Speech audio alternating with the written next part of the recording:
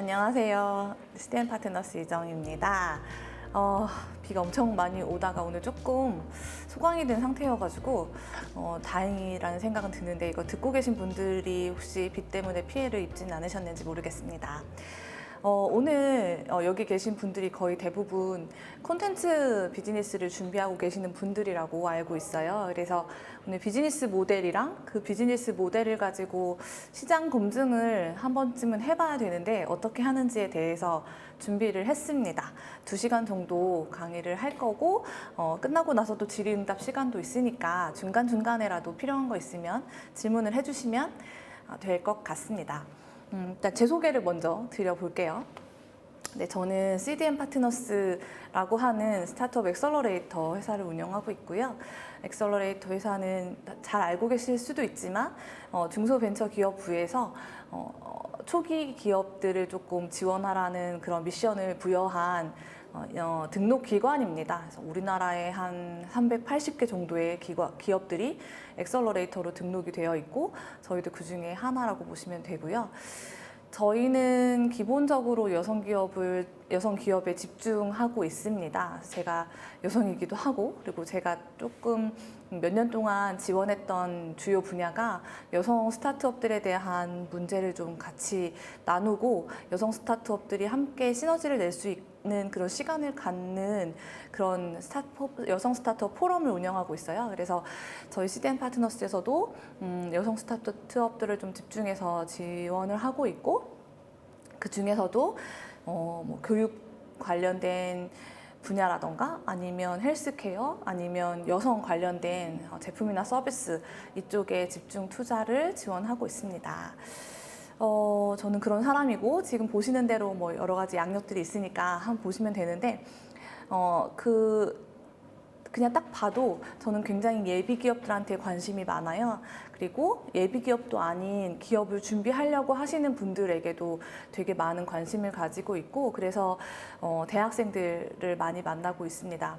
1년에 제가 못해도 500에서 600팀 정도를 만나고 있는 것 같고, 그 과정에서 보면 지금 우리가 하고 있는 콘텐츠 콘텐츠 비즈니스라고 하는 부분들이 저는 조금 요즘 트렌드가 되게 특이해졌다라는 생각이 드는데, 그 부분도 뒤에서 말씀을 좀 드리도록 하겠습니다. 스타트업 생태계라던가 아니면 소셜벤처, 로컬 스타트업 이런 쪽에 굉장히 많은 관심을 가지고 있으니까, 그런 쪽에 궁금증이 있으시거나 아니면 저희 회사에 대해서 아니면 저에 대해서 조금 더 이렇게 잘 알고 싶다 그러면 언제든지 연락을 주시면 됩니다. 네, 그러면 이제 비즈니스에 대해서 이야기를 해보도록 할게요. 제가 작년에도 이 과정을 한번 강의를 했었는데, 매번 어떤 특정 분야의 비즈니스나 특정 분야의 스타트업들에게 이 스타트업의 생태계라던가 아니면 비즈니스 모델의 형태라던가 아니면 투자를 어떻게 받아야 되는지 이런 내용들을 굉장히 많이 교육하고 있는 사람들 중에 한 사람이라고 저는 생각을 합니다. 특히나 저는 예비 단계나 초기 단계의 기업들을 많이 만나고 있는데요. 처음에는 저도 기업이 사업을 준비할 때 저도 스타트업이에요. 저도 5년 차 기업밖에 안 되고 있지만, 저도 사업을 준비할 때 계속적으로 고민을 하는 것들 중에 하나가 이 사업, 우리의 아이템, 우리의 상품을 어떻게 팔지? 잘 팔지? 누구에게 팔지? 이런 부분들을 되게 고민을 많이 했었거든요. 그래서 그런 게 되게 주안점이겠다. 기업들이 가장 고민해야 되는 건 제품을 팔고 또는 상품을 파는 그 과정이겠다라고 생각을 했었는데, 실제로 저는 교육 서비스를 하는 사람이고 투자 서비스를 하는 사람이다 보니까, 여러분들이 하는 상품을 만들어서 또는 제품을 만들어서 서비스를 만들어서 판매하는 쪽하고는 조금 결이 다르기는 해요. 근데 어쨌든 저도 교육 콘텐츠를 개발해야 되고, 교육 관련된 투자 관련된 여러 가지 소프트웨어라던가 시스템도 개발을 해보려고 되게 관심을 많이 가졌었거든요. 그 중에서 제가 작년에 추진했던 사업이 하나 있는데 뭐였냐면 작년에 제가 스튜디오 하나를 운영했었어요. 그러니까 그전에는 저희 사업 같은 경우는 거의 대부분 대학이나 기관들에게 수주를 받아서 그 대상자들을 교육시키는 교육 사업이 굉장히 많습니다. 근데 교육 사업이라고 하는 건 대상자가 결정이 되면 그 대상자에 맞춰가지고 커리큘럼을 짜고 그 교육 프로그램이 최고의 효과를 낼 수 있게 하기 위해서 운영 과정에서의 오퍼레이팅에 신경을 쓰고 그다음에 성과물을 조금 더 높이기 위해서 중간에 좋은 멘토들을 쓰고 이런 몇몇 가지 그러니까 운영 과정의 이슈들이 좀 있어요. 근데 스튜디오를 운영을 해보니까 스튜디오를 운영하는 건 굉장히 다르다는 생각이 들더라고요. 그냥 일단은 나에게 의뢰가 오기 전에 내가 사람들에게 이 스튜디오를 쓰라고 설득을 해야 되는 과정이 필요한 거예요. 그래서 그 과정을 고민을 하다가 스튜디오 인테리어를 하기 시작했어요. 처음에는 이제 공간을 하나 마련을 했는데 그 공간이 처음에는 제가 혼자 쓰려고 마련한 스튜디오였어요. 코로나가 시작이 되면서 코로나 때문에 저희 같은 사람들, 교육하는 사람들이 갈 곳을 잃었어요. 그전에는 오프라인 교육이었기 때문에 기관이나 대학이나 뭐 이런 기업이나 이런 데서 장소를 다 마련해 줍니다. 해주고 저희 그 강사들이나 멘토들을 초청해서 그 공간에서 이제 강의나 멘토링이 진행이 되게 되는 건데 코로나 때문에 집합교육이 안 되다 보니까 각자 다 집에서 들어야 되고 강의를 하거나 멘토링을 하는 사람들도 자기 집에서 해야 돼요. 근데 그러다 보니까 그런 장소가 없어지기 시작했어요. 그래서 어딜 가기 시작했냐면 저희는 큰 기업은 아니기 때문에 그때까지만 해도 사무실이 없었거든요. 그래서 카페를 찾아다니기 시작했습니다. 그래서 카페를 찾아다니면서 일을 하고 강의도 하고 멘토링도 했는데 코로나가 심각해지면서 카페도 아예 좌석을 다 빼기 시작한 거예요. 그래서 그때 처음 고민을 하면서 나 혼자 강의할 수 있는 공간이 필요하겠다라고 해서 스튜디오 하나를 임대했어요. 근데 스튜디오를 임대하고 나니까 이게 사람 욕심이라는 게 나 혼자 쓰기 좀 아까운 거예요. 돈도 내가 다 월세를 다 내야 되는 것도 부담스럽고 그래서 이거를 이제 임대 사업으로 가자라고 해서 임대를 하기로 했습니다. 그러면서 고민을 한 게 첫 번째로 누구를 대상으로 할 것이냐 이걸 가장 먼저 고민했던 것 같아요. 그래서 이런 사람들이 쓰면 되겠다. 처음에는 저 같은 사람이 쓰면 될 줄 알았거든요. 제 주변에도 장소가 없어가지고 막 이렇게 스튜디오 맨날 빌리고 아니면 뭐 토즈 같은 데 가가지고 이렇게 막 회의실 빌리고 이러는 전문 강사들이나 멘토들이 되게 많았어요. 그래서 이런 분들 쓰게 하면 되겠다라고 생각해서 혼자서 사용할 수 있는 온라인 강의장 이런 것들로 구성을 하기 시작했습니다.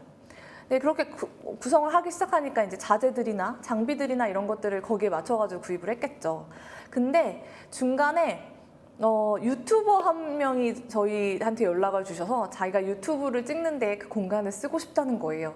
그래서 빌려드렸어요. 빌려드렸는데 그 과정에서 제가 이제 욕심이 살짝 나면서 유튜브 영상 촬영을 정말 예쁘게 할 수 있게 해야겠다라고 해서 그거에 맞춰가지고 또 장비를 막 사기 시작한 겁니다. 그러다 보니까 뒷 배경도 문제가 되고 조명도 문제가 되고 그래서 그런 것들을 다 맞춰가지고 거의 한 3개월을 계속 장비를 사고 인테리어를 바꾸고 조명을 세팅하고 막 이런 시간으로 썼던 것 같아요. 그러다 보니까 갑자기 저한테 의뢰가 하나 들어왔는데 이제 그렇게 온라인 형태로 그러니까 지금 저희처럼 줌 형태로 하는 요 과정 자체가 퍼포먼스적으로 봤을 때 약간 부족하다는 얘기가 있었어요. 그래서 그러니까 지금처럼 저희가 그런 송출하는 상태가 아니라 줌에 들어가서 각자 이렇게 강의했던 그런 상태라고 생각하시면 되고 그래서 그걸 조금 더 현장감 있게 전달력이 높일 수 있는 그런 형태로 기획을 해달라. 그래서 그 공간에서 이렇게 지금처럼 현장감 있는 그런 포럼을 열기로 한 거예요. 포럼을 열면 저희 포럼의 가장 주축은 토론이었어요. 그래서 강연자가 강연을 하고 그다음에 이제 모더레이터가 붙어가지고 나중에 질의응답을 하는 그런 과정을 갔는데, 그걸 하려다 보니까 안에 세팅이 또 다시 바뀌어야 되는 거예요. 그래서 테이블도 길게 들어와야 되고 공간감 있게 찍어야 되니까 공간의 그 공간 찍는 촬영의 구도들도 좀 달라지게 되고, 그래서 시행착오를 되게 많이 거치다가 나중에 이제 픽스를 했거든요. 그렇게 하고 나니까 이제 실제로 저같이 혼자서 강의를 찍거나 아니면 온라인 멘토링을 받거나 하려고 하는 사람들은 쓸 수 없는 공간이 돼버렸어요. 그래서 제가 1년을 그렇게 공간을 구성해서 쓰다가 나중에 1년 후에 보니까 이 사람도 쓸 수 없고 저 사람도 쓸 수 없는 형태의 공간이 돼버린 거예요. 그러니까 오로지 나만 쓸 수 있는 공간이 된 거죠. 그래서 공간을 임대하는 임대 수익은 하나도 벌지 못했고, 뭐 물론 그 공간을 활용해서 제가 여러 가지 사업을 하긴 했지만 어쨌든 처음에 목적 달성을 못한 거죠. 그래서 그 과정을 겪으면서 제가 가장 많이 고민한 게, 내가 이렇게 타겟한 고객에 대한 명확성이 좀 필요하겠구나, 이 생각이 들었어요. 저는 그 전에도 비즈니스 교육을 할 때 제일 중요한 건 고객의 목소리를 듣는 거다라고 얘기를 했습니다. 근데 그 과정을 제가 직접 겪고 나니까 그 전에 막 대표님들한테 고객을 세그먼트 하셔야 돼요. 딥다이브 하셔야 돼요. 고객을 명확하게 하셔야 돼요. 구체적으로 고객군을 잡으셔야 돼요. 이렇게 얘기했던 것들이 얼마나 어려운 제안이었는지 그런 것들이 좀 반성도 되고 그랬습니다. 그래서 오늘 제가 드리고 싶은 이야기는 콘텐츠 산업에 관련된 비즈니스겠지만 기본적으로 비즈니스는 모든 산업 분야가 거의 다 동일하다고 생각이 듭니다. 그래서 비즈니스를 구성하게 되는 요소들이나 비즈니스 뭐 모델에 대한 형태나 이런 부분들도 앞단의 강의가 되겠지만, 뒷부분에는 시장 검증을 어떻게 해야 되는지, 내가 지금 생각하고 있는 이 비즈니스가 과연 시장 적용이 가능한지, 아니면 시장을 얼마나 점유할 수 있을 것인지, 아니면 고객들의 반응을 얼마나 이끌어낼 수 있을지, 이런 부분들로 조금 말씀을 드리려고 합니다. 네, 서두가 너무 길었습니다. 시작을 해볼게요. 되게 많이 들으시는 이야기들이 앞으로 줄줄줄줄 쏟아지게 됩니다. 일단 트렌드에 대한 이야기를 드리려고 하는데, 국내에 스타트업이 되게 많아요. 뭐 한 달에 5,000개, 6,000개씩 신설이 되기도 하고, 10년 동안 그 10만 개가 넘는 기업들이 신설이 됐다라고 하는 통계도 2020년도에 나온 적이 있습니다. 우리가 지금 웬만큼 알고 있는 TV에서 광고를 해주고 길거리 지나갈 때 볼 수 있고 실제로 우리가 많이 사용하고 있는 그런 제품이나 서비스들이 거의 대부분 다 스타트업이라고 보시면 돼요. 제일 유명한, 저도 지금 하루에 2번씩 쓰고 있는 배달의 민족이라던가, 아니면 지금 휴가 기간이니까 뭐 야놀자라던가, 아니면 뭐 직방이라던가, 아니면 뭐 오늘의 집, 쿠팡, 이런 것까지 다 스타트업이라고 보시면 됩니다. 기업들이 계속 쏟아져 나오고 있고요. 기업의 수도 늘어나고 있지만 기업의 분야도 굉장히 다양해지고 있는 형태입니다. 요거는 작년에 이제 중기부에서 보도된 그 한국 창업 생태계 변화 분석이라고 하는 자료에서 나온 건데요. 여기에서 보시는 것처럼 기업의 서비스, 기업의 제품, 기업의 상품군들이 굉장히 많이 변화되고 있다라고 하는 걸 이 표에서 얘기해 줍니다. 원래 예전에 10년 전만 해도 일반 소비재나 소부장이라고 하는 그 반도체 산업 쪽, 아니면 뭔가 소프트웨어적인 부분들 갖고 있는 거, 이런 것들이 더 되게 상위권에 좀 있었는데, 지금은 거의 대부분 그런 것들보다 서비스 플랫폼이 되게 윗단에 올라와 있는 걸 보실 수 있으실 거고요. 예전에는 콘텐츠라고 하는 단어 자체가 저는 거의 없었다라고 생각이 드는데, 그게 지금 요즘 들어서는 거의 15위에 올라와 있는데, 요 부분보다도 오히려 2위, 3위, 4위에 올라와 있는 것들의 콘텐츠가 되게 많이 포함되어 있기도 하고요. 그래서 산업의 분야라던가 산업의 추이가 굉장히 많이 달라지고 있다, 이런 것들을 좀 캐치해 볼 수 있었던 것 같고요. 요거는 2020년도 상반기에 나온 자료인데, 국내 벤처에 투자받은 투자 기업들의 현황에 대한 순위입니다. 보면은 유통 커머스가 굉장히 많고 우리가 지금 하고 있는 콘텐츠도 5위에 머물러 있죠. 예전 같으면 유통 커머스 같은 경우는 투자받기도 사실 되게 어려웠던 그런 상황이거든요. 제가 기억하는 게 17년도, 16년도, 17년도 이때쯤에 쿠팡이 굉장히 많이 이슈가 됐던 적이 있었어요. 그때 뭐 때문에 그랬었냐면 사실 투자라고 하는 투자 분야에서 하드웨어, 그러니까 제품을 가지고 있거나 장비를 뭐 개발하거나 반도체 쪽이거나 이런 쪽의 하드웨어들은 투자를 되게 잘 받았었어요. 근데 소프트웨어들은 반면에 투자가 거의 없었고요. 더군다나 이 플랫폼이라고 하는 사업이 그렇게 나온 지 오래되지 않았거든요. 플랫폼 사업에 대한 확신이 별로 없었던 걸로 알고 있습니다. 제가 기억하는 되게 특이한 기사 중에 하나가 뭐였냐면 쿠팡의 그 어딘가에 어딘가에서 쿠팡에 투자를 했는데 그때 처음에 나온 그 기사의 글머리가 이제는 아이디어에도 투자를 한다 막 이런 이야기였거든요. 그 전에는 아이디어만 가지고는 투자를 받지 못했어요. 물론 지금은 그때보다도 지금 한 5, 6년 정도 지나고 나니까 아이디어에 투자를 하려면 어떠한 요소들을 잘 지켜봐야 된다라고 하는 게 이제 조금 더 노하우가 생겨서 아이디어라고 무조건 투자를 받지는 않습니다. 아이디어들 중에서도 분명하게 어떤 요소들이 강점을 가지고 있어야 돼요. 그렇지만 그럼에도 불구하고 강점을 가지고 있으면 투자를 받게 되고요. 투자를 하는 그 관점에서 보면 굳이 상품이 나오지 않아도 나오기 전, 기술이 개발되기 전에도 지금은 투자가 이루어지고 있습니다. 그런 것들이 그동안 한 10년 동안 세월을 지나오면서 그 성공에 대한 사례들이 누적이 되고 그런 레퍼런스들이 투자자들에게 이제는 조금 쌓여서 가능한 일이 아닌가라는 생각이 드는데 어쨌든 유통 커머스 쪽이 굉장히 많이 투자를 받고 있고요. 또 하나 유통 커머스 중에서도 여기 보면 비즈니스 분야별 순위의 1위가 라이프 스타일인 거예요. 예전에는 완전 기술이었거든요. 이게 뭐 어떤 하드웨어적인 기술을 가지고 있거나 아니면 기술적 고도화가 되어 있거나 원천 기술이거나 뭐 특허를 굉장히 고도화되게 가지고 있거나 이런 정도의 기술력을 가지고 있지 않으면 이제 별로 스타트업계에서 뭐 상위권에 있거나 성공하겠다라고 하는 그런 개런티를 받을 수 없는데 지금은 라이프 스타일에서 굉장히 그러니까 사람들이 많이 찾겠다라고 하는 그런 가능성만 보여주게 되면 충분하게 다 투자를 받게 됩니다.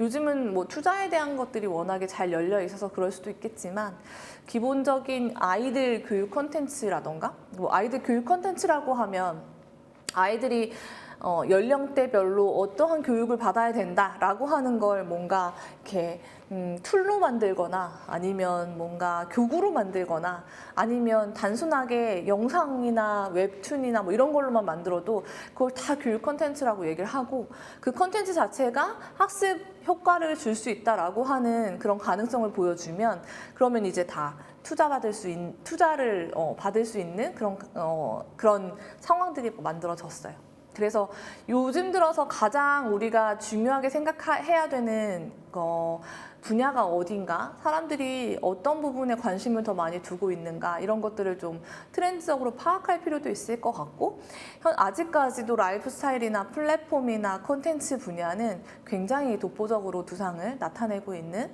그런 분야가 아닐까 합니다. 여기서 제가 조금 더 콘텐츠에 대한 이야기를 하고 싶은데요. 우리하고 관련이 있기 때문에. 예전에 제가 2012년도부터 창업 지원을 했었어요. 창업 관련된 사람들을 만나고 창업을 하려고 하는 팀들을 계속 만났었는데 그때 되게 유행했던 창업이 뭐가 있었냐면 앱 창업이라고 하는 게 있었습니다. 혹시 기억이 나실지 모르겠어요. 예전에는 이제 앱 창업이라고 해서 앱을 가지고 어플리케이션을 만들어서 창업하는 창업이 아예 별도로 창업 분야에 있었습니다. 근데 요즘 들어서 앱 창업이라고 하는 게 있나요? 여러분들 잘 아시겠지만 앱은 이제 비즈니스를 하는 기본적인 수단 중에 하나 또는 채널 중에 하나여야지 앱을 만드는 것 자체가 비즈니스의 전부가 될 수 없는 시대입니다. 저는 콘텐츠가 비슷하다고 생각해요. 콘텐츠 비즈니스다라고 해서 뭐 뚜렷하게 게임이나 아니면 웹툰이나 뭐 미디어나 이런 쪽으로 영상을 제작한다거나 이런 쪽으로 콘텐츠를 아예 만드는 그런 비즈니스도 있지만, 실제로 지금은 일반 비즈니스를 하는 모든 기술 창업자들이 다 콘텐츠를 만듭니다. 그래서 제가 가장 인상 깊게 봤던 것 중에 하나가 뭐였냐면, 정확하게 어떤 제품이었는지 생각이 안 나는데 제품 자체가 하드웨어였어요. 뭐 무슨 창문을 만드는 정도의 하드웨어도 아니죠. 창문을 만든다라고 하는 단순한 제품이었는데, 그 제품을 판매하는 판매 비즈니스도 B2B였어요. 그러니까 기업한테 제품을 판매하는 구조였거든요. 그런데 그 마케팅 포인트를 유튜브로 잡고 있었어요. 그분은 이 자신들이 만든 제품이 얼마나 견고하고 얼마나 좋은 제품인지를 알리기 위해서 유튜브 영상을 계속 찍어서 유튜브에 업로드를 합니다. 또 하나, 요즘은 또 커뮤니티 비즈니스가 굉장히 강세가 되고 있습니다. 그래서 뭐 사람들을 모아서 그 사람들이 같이 프로젝트를 하거나 아니면 이 사람들이 무언가 이렇게 소통하면서 그 안에서 매출을 일으키고 수익을 창출시킬 수 있는 구조를 잡는 걸 커뮤니티 비즈니스라고 하는데, 그 커뮤니티 비즈니스를 할 때도 이 콘텐츠에 대한 부분들이 굉장히 강점을 가지게 되는 경우가 많습니다. 그래서 그 안에 있는 뭐 사람들의 인터뷰 콘텐츠라던가 아니면 뭐 전달해야 하는 정보를 이제는 웬만하면 기업들이 다 카드 뉴스로 만들고 있고, 뭐 예전처럼 뭔가 홍보할 때도 포스터를 쓰지 않아요. 다 카드 뉴스를 작성해서 쓰고 있습니다. 그런 것들이 다 콘텐츠에 들어가게 되다 보니까 이 콘텐츠 비즈니스라고 하는 게 향후에는 완벽하게 비즈니스를 이야기하는 것보다 또 이제 수단과 방법의 한 영역이 될 수 있겠구나라는 생각도 좀 들더라고요. 이거는 뭐 국내 유니콘 기업의 현황 같은 것들인데, 여기도 보면 우리가 막 되게 잘 알고 있는 일반 서비스들도 굉장히 많고요. 거의 대부분 뭐 플랫폼이거나 서비스거나 이런 형태로 유니콘 기업들이 등극을 하고 있죠. 그래서 뭐 얘기를 드리고 싶은 건, 한국의 스타트업 현황이라고 하는 것들이 점차적으로 트렌드가 좀 많이 바뀌게 되고 있고, 바뀌는 것 자체가 사람들이 원하는 쪽으로 많이 바뀌고 있다, 이런 부분들을 좀 인지하셨으면 좋겠다라는 생각이 듭니다. 저희가 비즈니스를 할 때, 비즈니스를 할 때는 아니고 기본적으로 뭐 멘토링을 할 때 또는 뭐 강의를 할 때 가장 어렵게 생각되는 산업 분야가 패션이거나 디자인이거나 예술이거나 막 이렇거든요. 그러니까 본인이 가지고 있는 강점 자체가 비즈니스가 될 때 비즈니스를 하기 되게 좋은 구조이기는 해요. 그런데 요거 자체가 돈이 될 때, 돈으로 만들 때 그게 되게 어렵다는 생각이 드는데, 콘텐츠 비즈니스가 약간 그 중간에 있다는 생각이 좀 들어요. 그래서 잘하면 굉장한 수익을 내거나 굉장히 이제 퍼포먼스를 낼 수 있는 그런 구조를 가지고 있는 비즈니스가 될 수 있겠지만, 그 와중에 빠르게 사장될 수 있거나 아니면 빠르게 변화할 수 있는 또 분야가 아닐까라는 생각이 들어서 트렌드에 대한 것들은 계속적으로 살펴보면서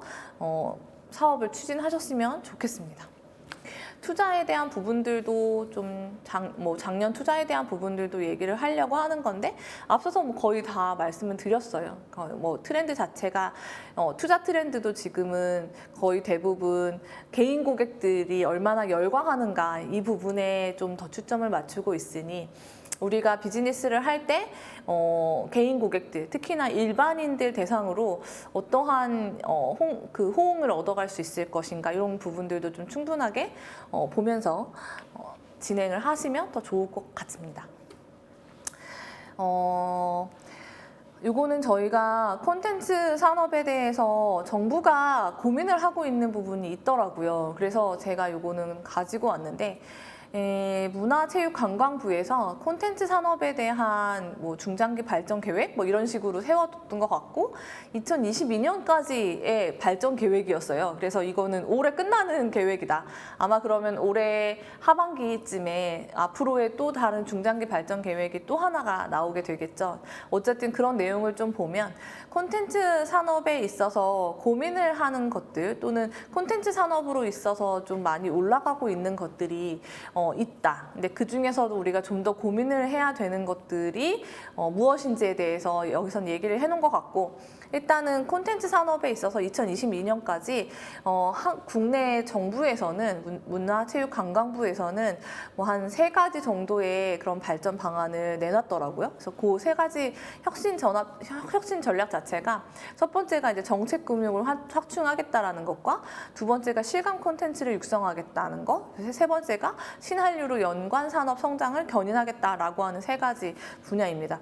콘텐츠 산업 자체가 한류에 굉장히 많이 연계성이 높아서 요거 때문에 한류에 관련된 부분들을 많이 소비재들을 수출할 수 있는 그런 영역들이 많이 높아질 거다라는 예측을 했었고 한류 관광객 수도 늘리겠다. 그다음에 뭐 세종 학당 수도 늘리겠다라고 해가지고 문화체육관광부는 이렇게 혁신 전략을 세웠었고 실제로 뭐 고용이나 수출이나 이런 부분들이 굉장히 많이 높아진 것도 사실이고요. 실감 콘텐츠 매출액 자체가 지금 높아진 것도 사실입니다. 올해 어떠한 그런 발전 방안을 세울지 알 수 없지만 제가 지금 보는 트렌드나 제가 지금 예측하는 분야로는 저 개인의 예측이니까 꼭 그렇게 감안하셔야 됩니다. 콘텐츠는 앞으로 콘텐츠 자체가 어떻게 자산화가 될 건지에 대한 고민들이 우선적이겠다는 생각이 듭니다. 지금도 준비하시는 분들 되게 많으실 거예요. 블록체인이나 NFT 뭐로 이렇게 전환시켜가지고 그걸 개인 자산화로 풀려고 하시는 분들도 굉장히 많으신 걸로 알고 있는데 아마 당분간은 그쪽이 굉장히 대세가 되지 않을까 하는 생각이 들고요. NFT가 생각보다 많은 팀들이 준비하고 계세요. 근데 그거 자체가 NFT라고 하는 게 도입이 되면 NFT 자체는 개인 고객들, 개인 소비자들에게 충분하게 적용이 되었을 때만 이제 우리가 매출을 가지고 가거나 비즈니스 영위가 가능합니다. 네, 그러면 내가 지금 가지고 있는 비즈니스 또는 고객을 설득하려고 하는 요 설득 포인트들이 얼마나 강점을 가지고 있는가 이런 것들을 좀 고민하시는 것도 좋을 것 같습니다. 그래서 콘텐츠 3대 혁신 전략이라는 게 이렇게 있었고 그동안 2022년까지는 요 전략 위주로 지금 진행이 됐다라고 한다 그러면 이제 앞으로 우리가 앞으로 나가야 하는 방향에 대해서는 올해 아마 고민이 조금 더 될 거다. 그래서 문화체육관광부가 어떤 쪽으로 방향을 틀고 어떤 쪽으로 발걸음을 더 많이 하는지 한번 확인해 보시는 것도 좋을 것 같고요. 아마 올해 국정과제에 의하면 디지털 뭐 이런 얘기들 아니면 뭐 자산화 이런 얘기들 뭐 이런 것들 굉장히 많이 보안 이런 걸로 키워드가 되게 많이 나와 있는 걸로 알고 있어요. 물론 창업 관련된 국정과제가 그렇게 많지는 않습니다. 창업 관련된 국정과제가 한 네다섯 개 정도 있는데 그중에서 우리 정부가 콘텐츠에 대해서 어떻게 접근하는지에 대해서 고민을 해보시면 될 것 같고 제 기억으로는 한류 쪽에 가장 큰 강점을 가질 수 있는 그런 방향을 모색하는 걸로 보여졌습니다. 제 개인적인 시각이니까 참고하시면 되고요. 그래서 국내에서 이렇다 할 투자를 받고 잘 성장하고 있는 콘텐츠 기업들이 보면 뭐 왓챠라던가 리디라던가 아니면 뭐 윌라라던가 이렇게 뭐 되어 있어요. 보니까 거의 대부분 뭐 이북 책 관련된 거 아니면 웹툰 관련된 거 아니면 뭐 영상 미디어 영상 관련된 거 이런 것들이 조금 더 강세를 이루고 있고 뭐 지금 봐서는 팟빵이라던가 약간 세대를 이미 넘어온 그런 서비스들도 굉장히 많거든요. 이제는 오디오 시대보다 비디오 시대잖아요. 그래서 뭐 예전에 오디오 컨텐츠 또는 오디오 컨텐츠를 만들기 위해서 지원했던 그런 비즈니스인 팟빵 같은 경우도 굉장히 이제 그런 인프라에 대한 부분들을 많이 비디오 쪽으로 많이 건너오고 있는 걸로 알고 있습니다. 자, 그럼 앞에서 우리가 계속 얘기했던 건 비즈니스에 대한 또는 콘텐츠 비즈니스에 대한 트렌드가 어떻게 되고 있는지에 대해서 파악을 했고요. 그러면은 비즈니스는 도대체 무엇인가? 비즈니스는 어떻게 만들어야 되고 비즈니스 모델을 구성하는 데는 도대체 뭐가 중요한가? 이런 것들에 대해서 이제 고민을 해봐야 되는데 비즈니스 모델이라고 하는 건 간단하게 얘기하면 고객한테 제품이나 상품이 도달하는 과정이다. 뭐 이렇게 얘기를 많이 하고 있고 그 안에서 이제 가치를 창조하는 방식이다. 막 이렇게 얘기하고 있는데 굉장히 어려운 문장입니다. 우리가 비즈니스 모델이라고 하는 부분들을 가지고 고민했을 때 어떤 분들은 이게 단순하게 수익 구조이냐 아니면 어떤 분들은 단순하게 수익에 대한 예측이냐 뭐 이렇게 질문을 하시거든요. 저는 비즈니스 모델이라고 하는 건 구조이고 방향성이라는 생각이 좀 들어요. 그래서 내가 만든 이 상품 자체를 어떠한 프로세스를 가지고 시장에 적용을 시킬 건지 또는 그 시장에 들어가는 과정 안에서 어떤 이해관계들을 좀 설득해야 되고 이해관계자들과의 관계를 또 어떻게 가져야 되고 서로 줄 수 있는 시너지가 무엇이고 이런 것들을 좀 하나의 구조화시키는 것들을 비즈니스 모델이라고 생각합니다. 그래서 그냥 단순하게 비즈니스 모델이라는 게 내가 내 상품을 한 달에 얼마 팔 것인가 이렇게 예측하는 건 아니다라는 생각이 들고요. 비즈니스라고 하는 게 주수익과 부수익이라고 하는 그 수익에 대한 구조도 되게 많고요. 비즈니스를 영위하기 위해서 우리가 설득해야 되는 설득 포인트들도 되게 많고 어떨 때는 고객을 설득하게 되지만 어떨 때는 고객이 아닌 다른 사람들을 더 많이 설득해야 되는 그런 상황의 비즈니스들도 분명히 있거든요. 그래서 그냥 단순하게 얘기할 수는 없다. 다만 이 내가 만드는 요 비즈니스, 요 상품군들이 고객들한테 전달되는 그 과정에 대한 예측들, 또 과정에 대한 프로세스들, 그 안에서 우리가 서로 주고받을 수 있는 것들까지도 한번 고민을 할 수 있는 게 비즈니스 모델이라고 보여집니다. 그래서 비즈니스 모델을 저희가 비즈니스 모델 캔버스라고 하는 이 툴에서 많이 확장을 시키는 구조들을 많이 만드는데요. 비즈니스 모델 캔버스는 비즈니스를 하려면 이 정도는 준비가 돼야 돼 라고 하는 9가지의 요소들을 얘기해 놓은 그런 툴이라고 보시면 되고요. 굉장히 오래됐어요. 지금 아마 이거 듣고 계시는 분들 대부분 다 비즈니스 모델 캔버스 요거 BMC라고 하는 거 한 번씩은 다 작성을 해보셨을 걸로 알고 있습니다. 여기에 보면 고객이 있고요. 그다음에 밸류 프로포지션, 고객한테 줄 수 있는 가치가 무엇이냐, 아니면 고객과의 관계를 어떻게 가질 건지, 아니면 이 비즈니스 하는 데 있어서 우리가 꼭 해야 되는 리소스나 갖춰야 되는 리소스나 아니면 꼭 해야 되는 활동들이 무엇인지, 누구와의 파트너십을 갖는 게 좋은 것인지 이런 부분들을 고민하게 해뒀거든요. 그래서 얘네들 요소 하나하나를 가지고 이제 나중에 뭔가 프로세스 안에서 흐름표를 만들거나 아니면 이해관계에 대한 또 다른 체인을 잡거나 이런 형태로 좀 구성할 수 있는 그런 도움을 받을 수 있는 툴이라고 보시면 되고요. 작성법은 어렵지 않으니까 한 번씩 작성해 보시면 좋을 것 같습니다. 제일 중요한 건 고객이에요. 이 비즈니스 모델 캔버스에서 제일 중요하게 생각하는 건 이 커스터머인데요.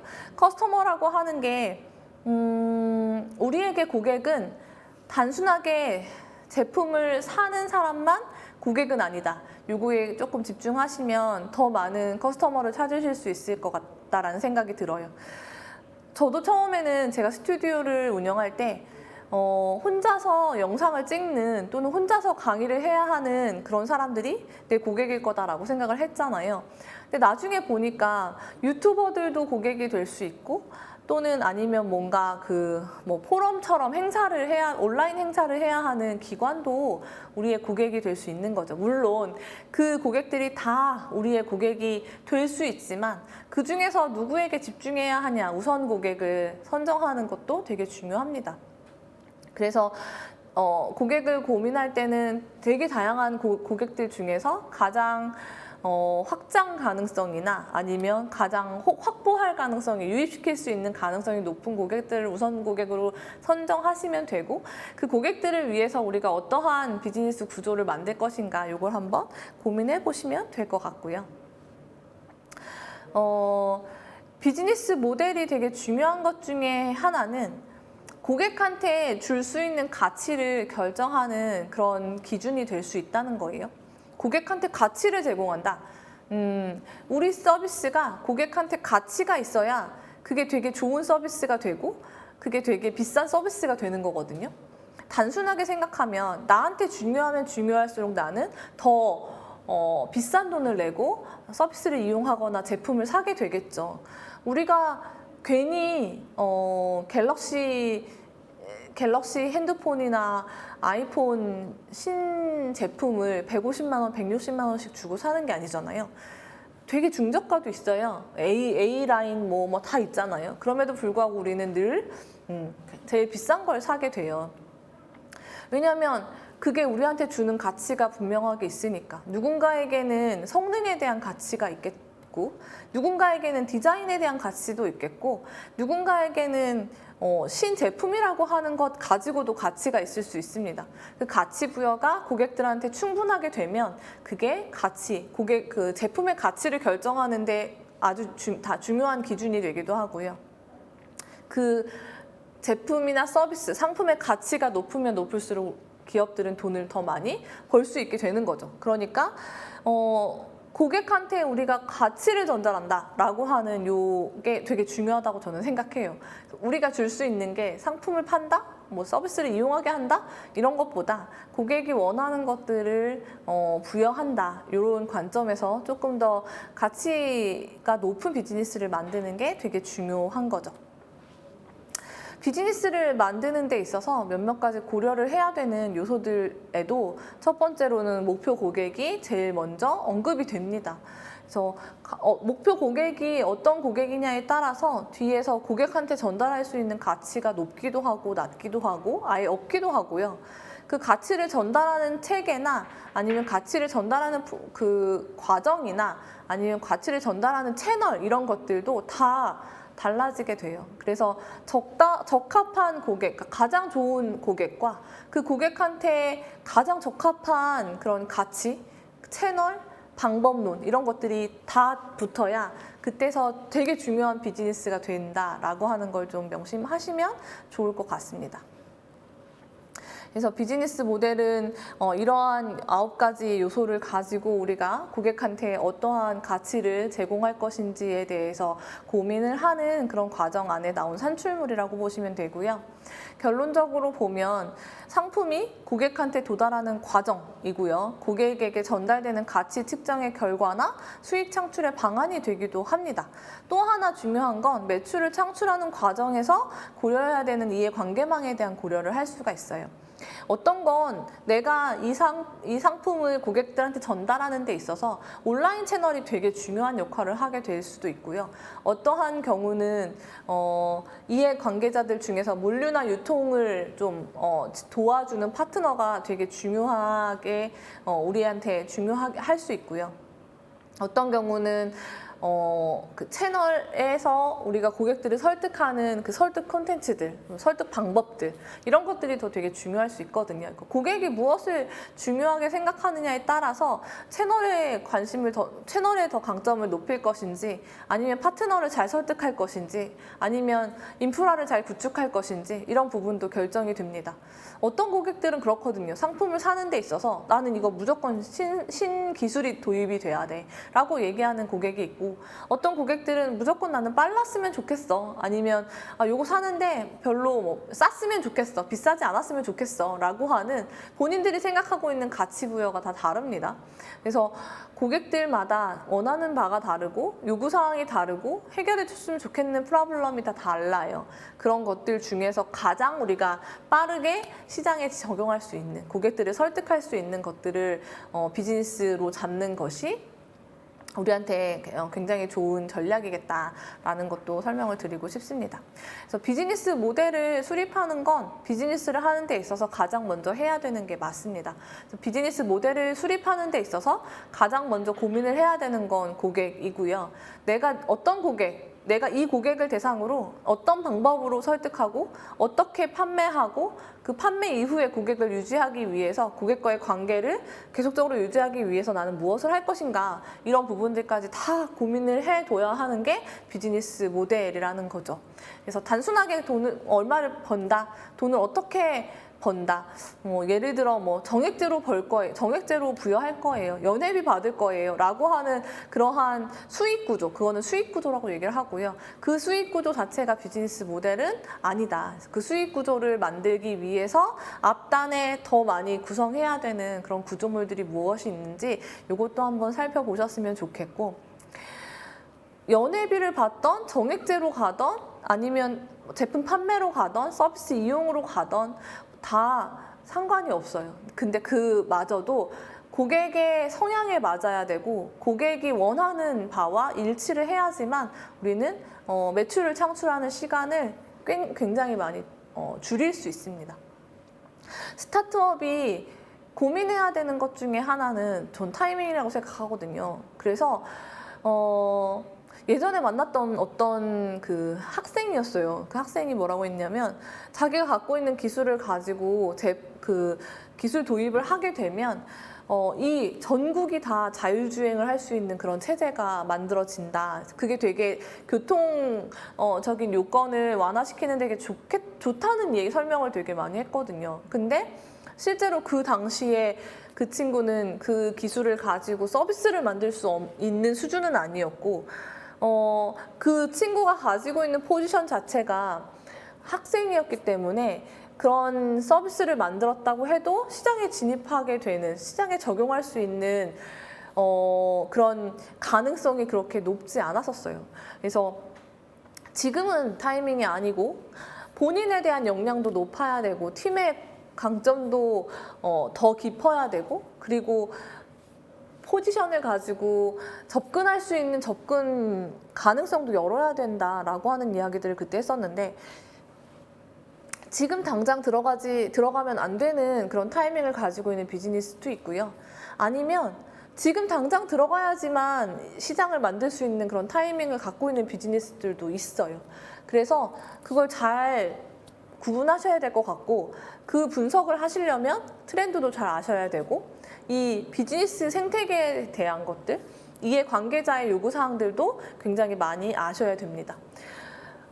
고객들하고 이야기를 해봤더니 또는 시장에 대한 분석을 좀 해보니까 지금 상황에서는 다들 별로 그렇게 탐탁지 않아 하더라. 그러면 그 타이밍을 조금 더 잘 찾을 수 있는 그런 노력들을 충분하게 하시는 것도 방법이라고 생각합니다. 그래서 비즈니스 모델은 그런 구조를 만드는 것이다. 그 안에서 고민을 해야 되는 것들이 되게 많다라고 하는 말씀을 드렸고요. 지금 3분 남았는데, 네, 비즈니스를 성공하려면 저는 이 세 가지가 필요하다고 생각하거든요. 그래서 문제 해결의 필요성, 솔루션의 적합성, 수익 창출의 가능성, 이 세 가지가 분명하게 이 비즈니스에 있는지 한번 생각을 해보시면 좋을 것 같습니다.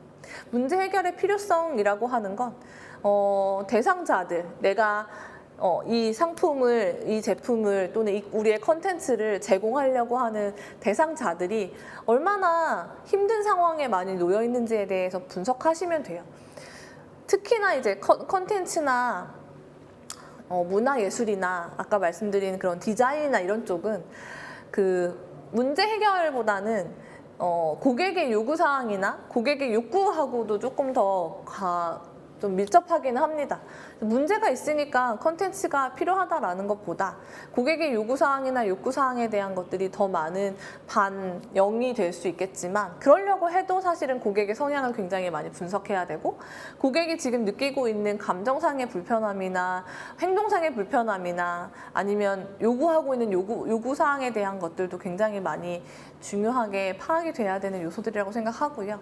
그게 잘 파악이 돼서 그들이 원하는 솔루션을 제대로 줘야 우리는 너무 많은 시간을 들이지 않고 너무 많은 에너지를 들이지 않고도 고객들을 설득할 수 있습니다. 그 과정에서 돈을 벌 수 있는 가능성도 분명히 찾으셔야 되겠죠.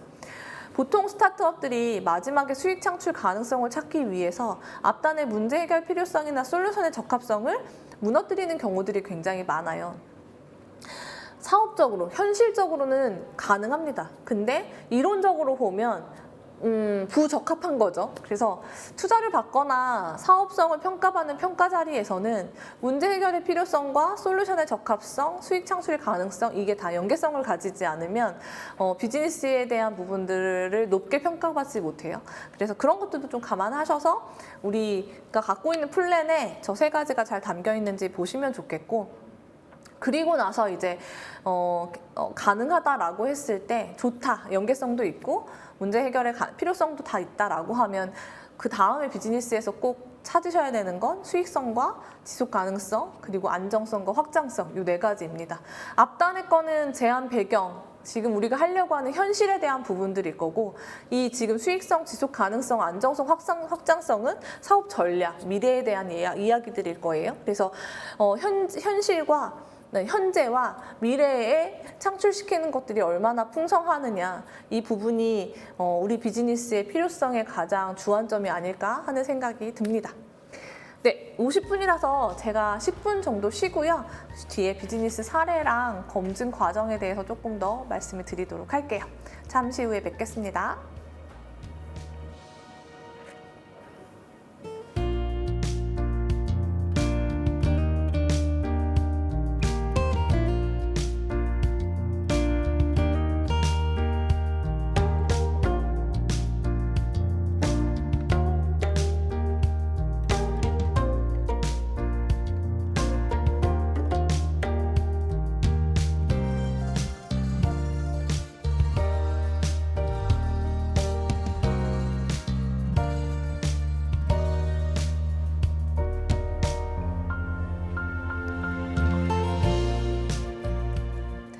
네, 여러분들 잘 쉬셨나요? 네, 이게 온라인일 때는 쉬는 시간이 더 짧은 생각이 조금 전 드는 것 같아요. 그래서 저희 언젠가부터 온라인 강의하면 저희 설계할 때 쉬는 시간 15분씩 둡니다.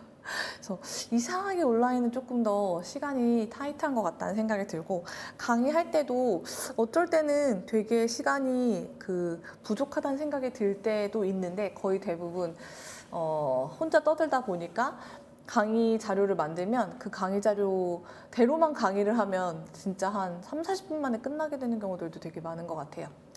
그래서 이따가 질의응답 시간에라도 소통을 할 수 있으면 저도 더 많은 이야기를 드릴 수 있을 것 같고, 저희가 계속적으로 반응을 보면서 강의를 할 때랑 그렇지 않을 때랑은 전달할 수 있는 이야기들도 굉장히 한계가 있는 것 같습니다. 비즈니스 모델에 대해서 이야기를 해볼까 봐요. 비즈니스 모델 유형이 아까 맨 처음에 표에 보면 비즈니스에 대한 비즈니스 분야, 잘 되고 있는 비즈니스 분야나 이런 것들이 되게 많이 달라졌다는 말씀을 드렸잖아요. 이 비즈니스 모델 유형도 되게 많은 변화가 생겼습니다. 그래서 제가 5년 전에 봤던 비즈니스 모델하고 조금 달라진 점들이 있는 것 같고, 이거는 Y 컴비네이터에서 주요 비즈니스 유형을 좀 분류해서 이번에 새로 발표를 했더라고요. 그래서 그 자료를 가지고 왔습니다. 자료는 뒤에 자세한 설명에서 되어 있기 때문에 자세한 거 보시고 싶으신 분들은 뒤에 설명되어 있는 거 보시면 되는데, 예전에는 일단 첫 번째는 제품이 있었어요. 제품 자체가 있었고, 그리고 온라인 이커머스 같은 경우도 이커머스라고 하는 것들보다는 상품 자체에 그냥 채널을 온라인화 시켜놓은 그런 경우들도 되게 많았고요. 그리고 뭔가 비즈니스적으로 봤을 때 조금 더 비즈니스에 대한 비즈니스 유형에 대한 부분들은 좀 더 컴팩트해졌다는 생각은 좀 듭니다. 하나하나 보면 첫 번째는 이제 B2B 비즈니스인 거죠. B2B 비즈니스 같은 경우도 예전에는 진짜 말 그대로 뭐 그 대기업들 대상으로 하는 비즈니스나 정부기관 대상으로 하는 그런 비즈니스들, 그리고 대량으로 납품해야 되는 제품군들이 그 B2B 비즈니스에 굉장히 적합했거든요. 근데 요즘 같은 경우는 뭐 소프트웨어 같은 경우라고 해도 사스 형태가 아니면 뭐 SI, 그 대상, 그 기업만을 위한, 그 기관만을 위한 소프트웨어를 개발하는 형태가 주를 이뤘다고 한다 그러면, 지금은 기업이 만들어 놓은 서비스 자체를 그 B2B 기업들이 그냥 가져다가 쓰거나 아니면 그 플랫폼 안에 들어와서 구동되는 형태들이 되게 많아요. 제가 되게 좋아하는 대표님이 계시는데, CG온이라고 김미균 대표님이 계시는데, 그 대표님도 올해 10년 차인가 그렇습니다. 대학교 때 창업을 했는데 그 서비스가 뭐냐면 그 악성 댓글을 방지하는 서비스거든요. 악성 댓글을 방지하는데, 댓글을 뭔가 나쁜 댓글을 치면 이 악성 댓글이 뭐 사전 방지가 된다거나 아니면 뭐 올라오지 않는다거나 이런 형태도 있었지만, 지금은 그 댓글을 쓸 때 다른 플랫폼에도 같이 쓰여지게 하는 형태도 있었어요. 근데 그게 이제 B2C로 가면 내가 댓글을 쓸 때 다른 플랫폼에 같이 올라가게 되는 형태로도 많이 이용이 되겠지만, 지금은 그 기업들이 그 서비스를 적용시켜서 본인들의 기업이 올린 글에 댓글을 쓸 때 그런 것들을 좀 방지할 수 있는 그런 장치들을 마련해 놓은 그런 서비스거든요. 그러니까 기업을 위한 서비스를 따로 개발하는 형태가 아니라 비즈니스, 스타트업이 만들어 놓은 서비스 자체를 기업들이 그냥 도입만 하는 형태들도 지금은 B2B가 굉장히 많이 생겼고요. 또 하나는 B2B2C 형태가 굉장히 많아요. 아니면 뭐 예를 들어서 뭐 펜시 제품을 하나 만들었다, 뭐 이렇게 뭐 핸드폰 케이스를 하나 만들었다. 그러면 핸드폰 케이스를 보통은 개인 소비자들에게 판매를 하는 형태잖아요. 근데 이제 그거 자체를 대량으로 팔 수 있는 뭐 아트박스나 다이소 이런 데들을 대상으로 해서 거기에 대량으로 납품을 하고 그들이 이제 커스터머 유저들한테 전달하는, 판매하는, 재판매하는 방식의 비즈니스들도 있습니다. 그래서 비즈니스 B2B 자체도 굉장히 많은 변화들이 있었다라고 하는 내용들을 볼 수 있고요. 뭐 사스 형태는 여전히 존재를 하고 있고, 그다음에 지금 그 세 번째 유세이지 베이스드 같은 경우는 쓴 만큼만 내가 돈을 내는 거죠. 그래서 뭐 제품을 살 때 뭐 어느 정도 그 완전히 다 사서 이거를 내가 뭐 전체 다 구입을 처음부터 하는 게 아니라 쓴 만큼만 돈을 내게 되는 그런 형태를 종량제라고 얘기하는데요. 뭐 가장 쉬운 예로는 우리 음식물 쓰레기 버릴 때 정부에서 도입한 것 중에 하나가 카드로 이렇게 돈을 내는 그런 것들을 지금 시행하고 있나요? 몇몇 개의 지역에서는 시행하는 걸로 알고 있는데, 그런 형태. 아니면 뭐 서비스를 이용하는데 서비스 이용한 시간만큼 돈을 지불하는 형태, 아니면 뭐 제품을 산 만큼 뭐 이런 형태로 해가지고 요즘은 조금 고객들이 다 사놓는 형태가 아니라, 구비해 놓는 형태가 아니라 그렇게 쓴 만큼만 내고 있는 그런 형태들도 있고요. 그리고 소비재나 생활재에서 가장 많이 늘어난 게 이 서브스크립션입니다. 정기 구독이라고 하는 형태인데, 예전에는 일반 소비자들 대상으로 서비스를 할 때 정기적으로 비용을 지불하거나 아니면 정기적으로 제품을 구독하는 거에 대해서 그렇게 많은 서비스가 판매되고 하진 않았었어요. 근데 이제 코로나가 시작이 되면서 사람들이 밖에 잘 나가지 않고 그렇게 되면서 서비스들이 되게 많아지고, 이게 생활의 편의성을 가져다 주거든요. 생활의 편의성을 가져다 준다는 게 인식이 되고 인지가 된 다음부터는 더 서비스가 많이 확장되고 있는 구조입니다.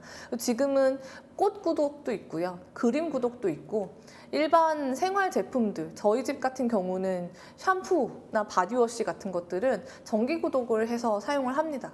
뭐 워낙에 사람이 많고, 이 정기 구독 서비스도 단순하게 제품을 정기 구독하는 형태도 있겠지만 고객이 가지고 있는 성향이나 고객이 쓰는 씀씀이에 따라서 그 구독할 수 있는 기간에 대한 조정이나 양에 대한 것들을 조금 추천해주는 그런 형태의 서비스들도 굉장히 많아지고 있어요. 그리고 다음 장으로 넘어가 보면 가장 많은 비즈니스의 형태를 띠고 있는 건 마켓플레이스, 플랫폼 비즈니스라고 하는 건데요. 저는 플랫폼 비즈니스가 생각보다 많은 가능성을 가지고 있다는 생각이 듭니다. 고객의 규모가 그렇게 크지 않아도 또는 정말 특정 고객들만 가지고도 비즈니스가 될 수 있는 게 플랫폼이라고 생각이 드는데, 다만 정말 특정한 고객들이 진짜 중요하게 생각하고 진짜 필요하다고 생각하는 서비스를 제공해야만 하는 거죠. 플랫폼 비즈니스가 생각보다 많이 늘어나고 있어요. 이게 그 바운더리를 어떻게 치느냐에 따라서 되게 다른 비즈니스가 되기 때문에 뭐 제품을 중개하는 것부터 사람을 중개하는 것, 사람이라고 하는 것도 더 다양한 분야를 나눠가지고 중개할 수 있는 그런 서비스들로 확장 가능성이 있기 때문에 이 플랫폼 비즈니스는 계속적으로 늘어날 수밖에 없다는 생각이 들고요. 온라인 제품 판매하는 이커머스라던가 아니면 뭐 광고에 대한 광고 비즈니스를 하고 있는 광고 쪽 수익 구조라던가 이런 부분들도 굉장히 많이 늘어나고 있습니다. 그래서 지금 저희가 가지고 있는 콘텐츠 같은 경우는 뒤에서 제가 사례에서도 몇 가지 얘기를 하겠지만 이 광고에 대한 부분들을 빼놓을 수가 없었던 것 같고요. 플랫폼에서도 콘텐츠는 굉장히 독보적으로 좀 많이 우뚝 선 그런 비즈니스였다고 생각이 듭니다. 자세한 설명들은 뒤에 있으니까 한번 읽어보시고 아마 거의 다 대부분 아시는 비즈니스일 것 같고요. 요 10가지 비즈니스에 대해서 중요하다라고 판단되는 건 Y 컴비네이터에는 굉장히 많은 스타트업들이 계속 문을 두드리고 여기도 계속적으로 실리콘밸리에 있는 엑셀러레이터 중에 가장 탑이라고 할 수 있는 그런 엑셀러레이터거든요.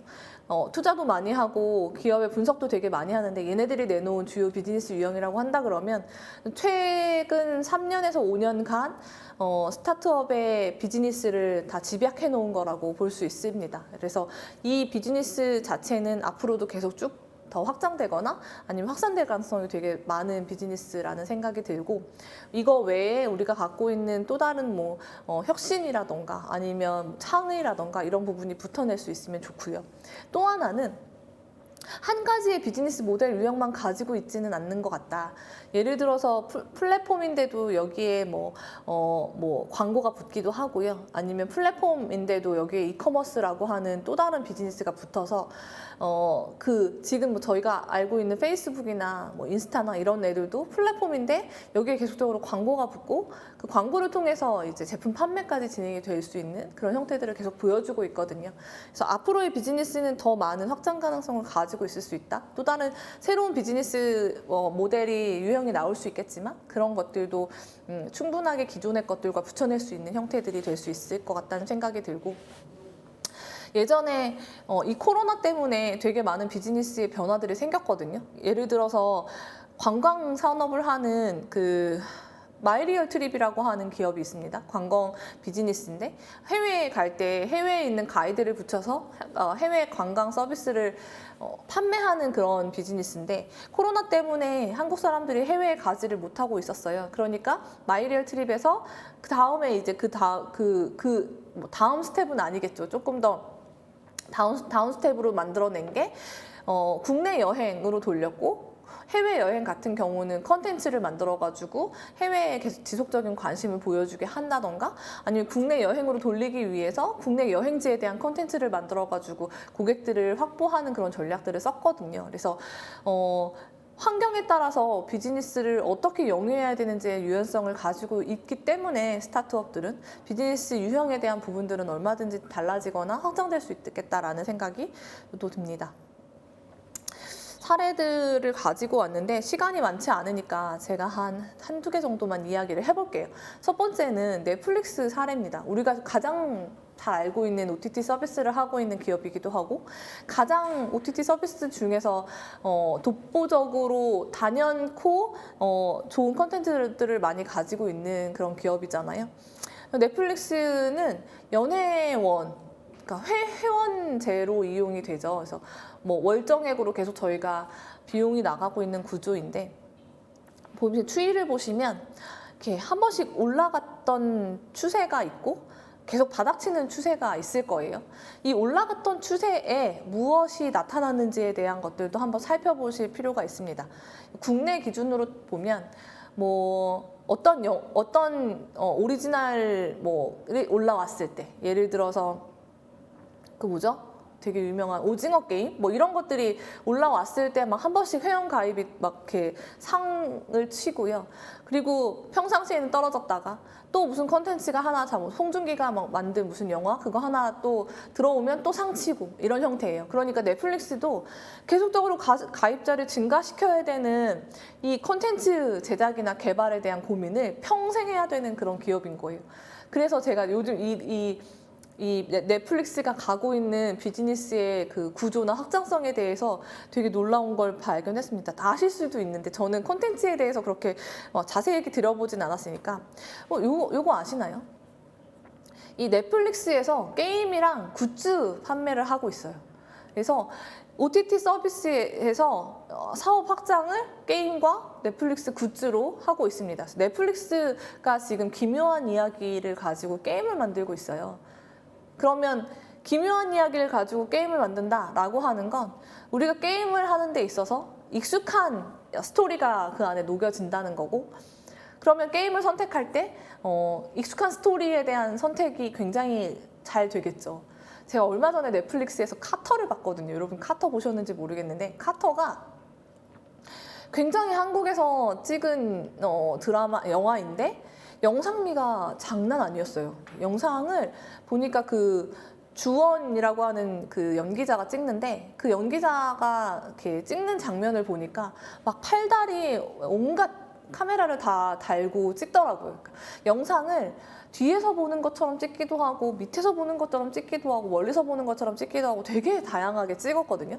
그럼 나중에 만약에 카터를 가지고 게임을 만들면 어마무시한 장면들이 되게 신세계처럼 다가오게 되는 거죠. 진짜 영화 안에서 내가 이렇게 싸움을 하는 것 같은 형태의 게임들이 만들어질 수도 있겠다 이 생각을 했거든요. 그러면 게임 산업으로 넘어갔을 때 넷플릭스가 갖고 있는 장악력이라던가 영향력은 또 무시하지 못하지 않을까. 게임에서 가장 중요한 게 영상인 거잖아요. 이 게임이 얼마나 현실감을 주는가, 이런 부분들, 그래픽일 텐데. 그래서 게임 쪽으로 지금 산업 전향을 하고 있다라는 것과, 두 번째는 이제 넷플릭스 굿즈. 여기 지금 보이시는 요게 종이의 집 그 영화에서 나온 캐릭터이거든요. 그 종이의 집에 나온 캐릭터를 가지고 모자와 옷이랑 이런 걸 만들었어요. 그래서 종이의 집에 관심을 갖고 있는 사람들은 나중에 이런 것들을 직접 구매할 수 있게 구매 채널이 열려 있습니다. 넷플릭스 굿즈라고 하면 바로 사이트 찾으실 수 있고, 미국 사이트인 것 같아요.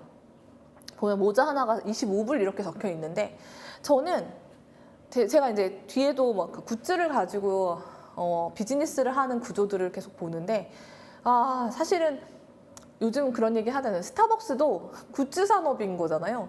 일반 커피 판매하는 것보다 굿즈 판매가 더 높은 비중을 차지하고 있을 테고, 모든 대부분의 비즈니스에서 공공성을 가지고 있거나 아니면 공연성을 가지고 있는 데들은 다 굿즈를 판매합니다. 동네 카페에서도 굿즈를 판매해요. 프랜차이즈는 기본이고.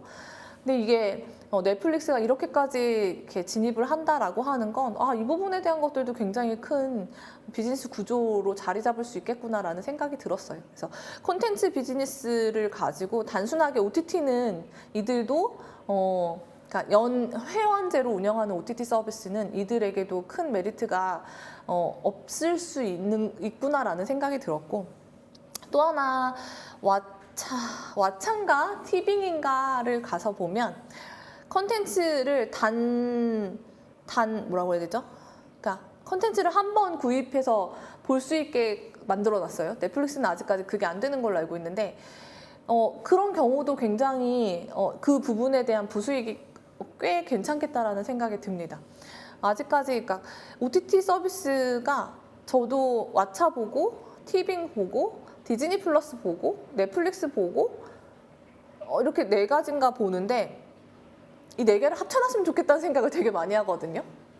한 군데만 비용을 주고 이용하기에는 아쉽다는 생각이 아직까지 되게 많이 들고 있고, 그런 의미에서 특히나 국내에 이제 왓챠나 이런 부분들은 계속 고민을 하는 그런 여지가 있었을 것 같아요. 그래서 그런 부분에 있어서는 그냥 단순하게 단편을 보는 그 비용 자체도 수익 구조 중에 하나로 확장성을 가질 수도 있겠구나, 이런 생각이 들었고요. 요거는 뭐 기본적으로 웹툰 플랫폼, 뭐 레진코믹스라던가 네이버라던가 이런 데들이 하고 있는 컨텐츠 비즈니스인데, 얘네들은 이제 작가들한테 받아서 독자들한테 전달을 하면서 또한 그 안에 광고를 싣거나 아니면 그 전달에 대한 수수료를 가지고 수익 창출을 하는 구조들, 이게 기본적인 콘텐츠 비즈니스의 모델인 것 같고요.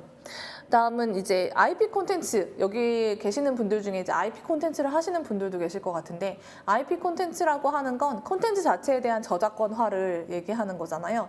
그래서 여기 보면은 뭐 블랭크 코퍼레이션이라고 하는 데랑 영차라고 하는 두 군데가 같이 IP 콘텐츠 비즈니스를 가지고 협력 구조를 만들고 있다라던가, 그다음에 아니면 뭐 오른쪽에 있는 이런데 옴니아트 이런 데서 그 콘텐츠를 가지고 굿즈로 이렇게 제품 개발을 하고 있는 그런 콜라보, 그런 형태의 비즈니스를 하고 있다라고 하는 것들을 보면, 결과적으로 그 콘텐츠 자체를 가지고 단순하게 콘텐츠 자체로만의 비즈니스를 하는 건 한계가 있을 수 있겠다. 제한적이고 한계적일 수 있을 수 있겠다는 생각이 들고, 이걸 그 콘텐츠를 가지고 어떻게 또 다른 비즈니스를 만들 것인가에 대한 고민들을 콘텐츠 비즈니스에서는 계속적으로 할 수밖에 없겠다. 근데 이제 이거 자체가 굉장히 이제 어느 정도의 영향력을 가지고 있거나 비즈니스로서의 강점을 가지고 있으면 괜찮은데, 사실은 되게 단순하거나 아니면 콘텐츠를 지금 제작하는 그런 형태나 방법들이 어렵지 않잖아요. 정말 전문적인 역량을 가지고 있어야 되는 분야도 있지만, 그렇지 않은 일반 콘텐츠 같은 경우는 누구나 또 쉽게 접근할 수 있는 경우가 있으니, 비즈니스 하시는 분들은 그 독창성이나 아니면 차별성, 이런 우위성, 이런 영역에 대해서 고민을 되게 많이 하셔야 될 것 같다, 이런 생각도 좀 들었습니다. 요거는 굿즈를 제작하는 업체들을 소개하는 플랫폼인데요. 이제는 이제 굿즈를 누구나 다 만들려고 하니까 개인들도 지금은 굿즈를 만들거든요. 팬들을 위한 굿즈를 만들다던가, 아니면 디자이너들이 자기가 만든 디자인을 가지고 굿즈를 생산하는 그런 비즈니스도 되게 많으니, 근데 이제 그 굿즈를 생산하는데 소량 생산이나 아니면 빠르게 생산하는 그런 업체를 찾는 게 되게 어렵대요. 그래서 그런 디자이너들을 위한 굿즈 제작소 연결하는 플랫폼, 이런 것들까지도 있습니다. 콩콘이라고 하는 기업이고, 여기도 이제 대학생들이 창업을 한 형태인데, 본인 스스로가 디자이너였거든요. 디자인을 하다 보니 디자인의 영역에서 단순하게 디자인만 가지고 비즈니스를 하는 건 어려워서 그걸 굿즈로 연결을 했고, 근데 굿즈를 만들려다 보니까 실제로 굿즈를 만들 수 있는 곳이 그렇게 많지 않았던 거예요. 그래서 그걸 하나하나 일일이 찾아다니면서 이제 업체를 모아서 지금 소개를 하고 있는 그런 기업입니다. 얼마 전에 투자도 받았고, 앞으로 이제 인디 작가들이나 아니면 유튜버들 또는 크리에이터들이 만드는 제품에 대한 굿즈는 이쪽에서 되게 많이 창출이 될 수 있겠다라는 생각도 들었어요. 나머지는 좀 보시면 될 것 같고,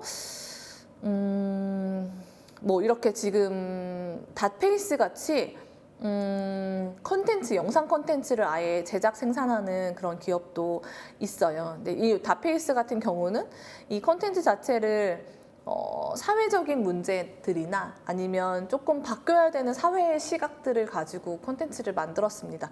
닷페이스는 여성을 위한 콘텐츠를 만들어서 여성 관련된 문제점들을 사회에 알리고, 그 사회에 알리는 것들을 통해서 사회 변화를 추구하는 그런 기업입니다. 그래서 투자도 많이 받았고, 그리고 실제로 지금 제 기억에 제가 4년 전인가 5년 전에 이 대표를 만났었는데, 사실 지금은 폐지를 했어요. 닷페이스를 다 폐지했고 다른 영역으로 넘어가겠다라고 선언을 한 상태인데, 중간에 보면 막 그런 여성을 위한 콘텐츠들 되게 많이 생산합니다. 예를 들어서 불임 수술을 직접 해요. 불임을 위한, 생리를 멈추기 위한 주사를 직접 가서 맞으면서 그 영상을 찍어서 여성들이 얼마나 이런 신체적인 부분들 때문에 힘겨워하고 있는지 이런 것들을 알리는 역할들도 했고, 뭐 공황 난민들에 대한 그런 사정이라던가 이런 것들도 충분하게 계속 보면서 뭐 기업이나 단체들에게 의뢰를 받아서 찍는 경우도 있고 그런 비즈니스를 했었습니다. 그래서 근데 지금 이제 이 비즈니스가 멈춰진 이유 중에 하나가 약간의 비즈니스에 대한 지속적인 영위가 되게 어렵지 않았을까라는 생각이 좀 들거든요. 하나하나를 다 팀들이 다 기획하고 촬영하고 편집해가지고 이 송출까지 하는 그 역할들을 하는 게 지속성 면에서 굉장히 어려웠을 것 같다라는 생각을 개인적으로는 합니다. 그게 맞을지 아닐지는 모르겠지만 어쨌든 다들 안타까워하는 사례 중에 하나라고 보시면 됩니다. 이게 뭐 기업의 실패냐, 뭐 사업의 실패냐, 이렇게 비즈니스가 아예 실패한 거냐, 이렇게 보기에는 아직까지 결정할 단계는 아니라고 보여지고 조소담 대표님이 요걸 가지고 또 그 다음 스텝을 어떻게 밟을지는 또 기대가 되고 있는, 저는 개인적으로 기대를 하고 있는 상태입니다. 어쨌든 콘텐츠 스타트업들이 보통 비즈니스를 이런 정도로 영위를 한다라고 하는 거에 대해서 말씀을 드렸고, 한 30분 정도 남았으니까 제가 제일 중요하다고 얘기하고 싶은 비즈니스 검증에 대해서 말씀을 드려볼게요. 뭐 트렌드적으로도 콘텐츠 스타트업들은 앞으로 성장할 수밖에 없고요. 콘텐츠 자체가 IP 콘텐츠든 뭐 문화 콘텐츠든 뭐 예술 콘텐츠든 어떤 콘텐츠든 필요성에 대한 부분들이나 이걸 가지고 시장에 적용해서 뭔가 이슈를 내는 데는 되게 좋다라고 생각이 듭니다. 제가 가장 어려워하는 비즈니스는 게임 비즈니스예요. 저는 게임을 좋아하지도 않고 실제로 제가 하는 게임은 애니팡이랑 아이러브 커피밖에 없어요. 그러니까 계속적으로 무언가 반복적으로 할 수 있는 거, 머리를 쓰는 거 절대 못합니다. 그런데 이제 게임은 전략이잖아요. 그래서 그 시간까지 내가 전략을 세워서 막 그 게임 속에 있는 사람들을 이기고 싶지 않아요. 그래서 저는 그냥 단순하게 그런 나 혼자 할 수 있는 게임을 위주로 합니다. 그래서 게임을 바라볼 때 그 게임 비즈니스를 어떻게 바라봐야 되는지는 잘 모릅니다. 뭐 어쨌든 게임이든 아니면 일반 기술 창업이든 뭐 어떤 비즈니스든 비즈니스에서 정말 중요한 게 있어요. 제가 중간에도 계속 언급은 했었습니다. 그 중요한 게 무엇인지에 대해서 설명을 드려볼게요. 국내 기업이 창업하고 나서 2년 정도가 지나면 50%가 폐업을 한다고 해요. 그리고 5년 정도가 지나면 30% 정도만 남는다고 합니다. 생존율이 굉장히 낮은 거예요. 근데 보통 지금 여기 계시는 분들이 몇 년 차인지 알 수 없으나 전 5년 차입니다. 저 5년 차에 30% 안에 들었네요. 어쨌든 이게 비즈니스를 하는데 비즈니스 영위하기 어려운 구조가 도대체 무엇일까? 이거에 대해서 저는 고민이 좀 됐던 것 같아요. 도대체 뭐 때문에 생존하지 못하는 것일까? 근데 그걸 누구나 다 고민을 했고 CB 인사이트라고 하는 실리콘밸리에 있는 컨설팅 펌에서 이거 2017년도 자료예요. 2017년도에 조사를 하나 했습니다. 스타트업이 망하는 이유에 대해서 조사를 했어요. 다들 폐업을 하는데 폐업한 스타트업들이 왜 망했을까에 대해서 그 폐업한 스타트업들한테 다 일일이 이제 설문을 하고 인터뷰를 해서 분석을 해서 내놓은 게 이거예요. 20가지 이유가 있더래요. 20가지 이유가 있다. 근데 20가지 이유들 중에서 첫 번째 이유가 되게 중요한 거죠. 42%라고 하는 퍼센테이지를 가지고 있는 기업들이 노 마켓 니드였다라고 대답을 했어요. 뭐냐? 아무도 마켓이 없다. 시장에서 우리를 원하지 않아. 라고 하는 이야기인 거죠. 시장에서 우리를 원하지 않는다는 이야기는 뭔가요? 팔리지 않는다는 얘기입니다. 제품이든 서비스든 팔리지 않았어요. 그래서 실패를 하게 된다는 거죠. 그러면 지금 우리가 생각하고 있는 바대로 하면 중요하잖아요. 내가 하고 있는 비즈니스는 중요하고 내가 하고 있는 비즈니스는 되게 좋은 비즈니스이고 내가 만드는 제품이나 서비스는 충분하게 사람들이 썼을 때 좋을만해. 이거는 분명히 있어야 돼 라고 하는 제품이나 서비스를 지금 만들고 계시는 걸로 알고 있습니다. 누구나 다 마찬가지이겠죠.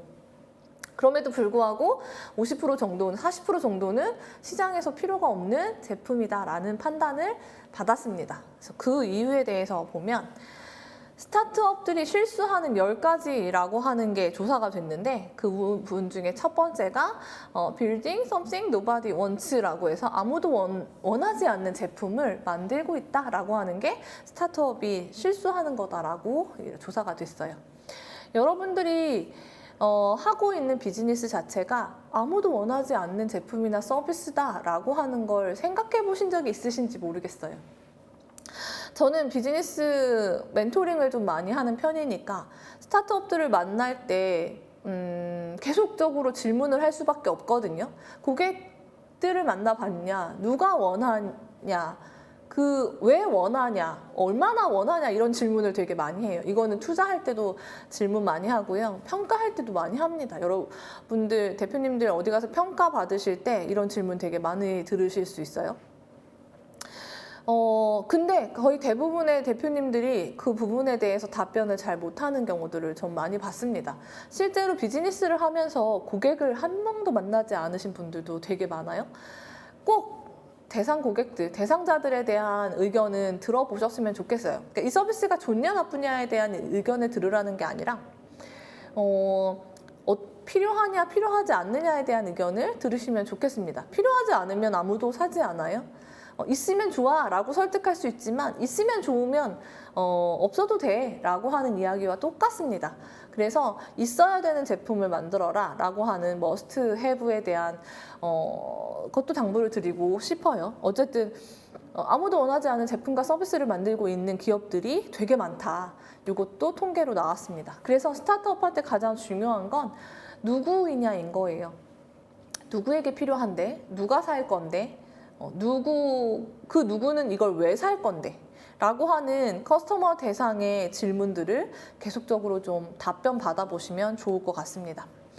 아까 비즈니스 모델을 구성하는 요소들 중에서 고객이 첫 번째로 고민되어야 된다라고 말씀을 드렸는데 실제로 고객이 제일 중요해요. 고객이 얼마나 필요성을 가지고 있느냐, 이 서비스나 이 상품에 대해서 얼마나 반응을 하느냐에 따라서 이 제품과 서비스가 중요할 수도 있고 그렇지 않을 수도 있습니다. 성공이 될 수도 있고 실패가 될 수도 있다는 말씀을 드리는 거고요.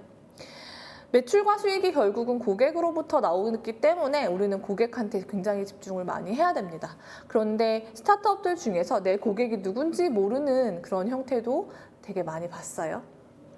단순하게 우리 제품을 쓴다고 우리 서비스를 이용한다고 해서 고객이 아닐 수 있다. 그 부분도 좀 명시가 됐으면 좋겠고 고객에 대한 이야기들은 사실은 되게 오래 해야 되기 때문에 더 오래 할 수는 없고요. 그래서 기본적으로 제품을 만들고 그러니까 상품을 만들고 이 상품을 가지고 비즈니스 모델을 구성했으면 이 비즈니스가 과연 시장에 들어갈 수 있는 가능성이 있는지 없는지에 대해서 사전에 한번 검증해 보셨으면 좋겠습니다. 검증 방법에 대해서 제가 4가지를 가지고 왔어요. 첫 번째는 리서치, 두 번째는 관찰, 인터뷰, 필드 테스트 4가지를 가지고 왔습니다. 이 4가지를 한 번씩 다 해보시면 이 비즈니스에 대한 성공 가능성은 무조건 감을 잡으실 수 있어요. 물론 이 4가지가 어려운 방법이 아닙니다. 이거 대표님들 하시려면 다 하실 수 있고 이 중에 몇몇 가지는 실제로 해보셨을 수 있을 것 같아요. 제가 그동안 5년 동안 스타트업들 대상으로 다 물어봤을 때 이걸 딱 명확하게 리서치다, 관찰이다, 인터뷰다, 필드 테스트다라고 구분해서 하시는 분들은 본 적은 없는 것 같고 그리고 고객들을 이렇게 되게 밀접하게 만나서 고객의 요구사항들을 들어봤던 케이스도 많지는 않았던 것 같아요. 근데 그거를 잘 하셨던 분들은 실제로 되게 성공을 했다라고 저는 판단을 하거든요. 그래서 그 내용에 대해서 4가지 방법에 대해서 간단하게 말씀을 드릴게요. 일단 리서치인데요. 리서치는 매일 하셔야 돼요. 매일 하셔야 되고 늘 하셔야 되고 그리고 공부의 기본은 사업 공부의 기본은 리서치라고 저는 생각을 합니다. 저 예전에 직장을 다닐 때 제가 직장을 다니면서 나는 성공을 해야 돼. 이 직장을 다니는 것보다 더 성공을 하려면 많이 배워야 돼라는 생각을 했거든요. 그래서 많이 배우기 위해서 교육을 해주는, 무료든 유료든 교육을 해주는 그 사이트를 다 즐겨찾기를 해놓고 아침에 출근을 하면 30분에서 1시간 정도는 그 즐겨찾기 사이트를 다 돌아다니는 걸로 과업을 시작했거든요. 하루를 시작했거든요. 그러면 누구보다 빠르게 교육 정보를 알 수가 있어요. 누구보다 빠르게 교육 신청을 할 수가 있고, 그다음 누구보다 빠르게 교육을 들을 수가 있습니다.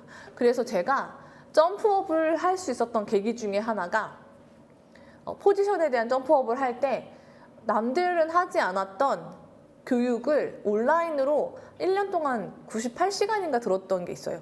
그 성과를 그 실적을 가지고 다음 인사 이동을 하는데 제가 이제 발탁이 돼서 점프업이 됐던 그런 케이스거든요.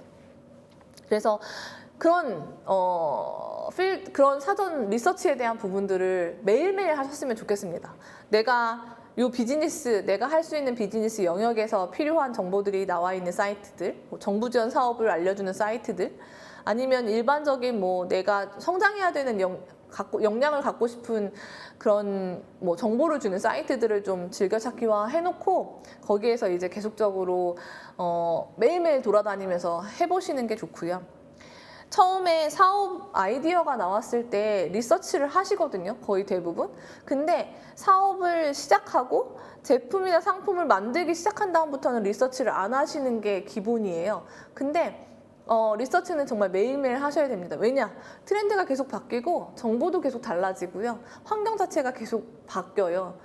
어제와 오늘의 상황이 너무너무 다릅니다. 산업적으로도 사회적으로도 환경적으로도 상황이 다르기 때문에 이 상황에 대한 유연성을 가지고 가려면 우리는 계속적으로 노력할 수밖에 없고요.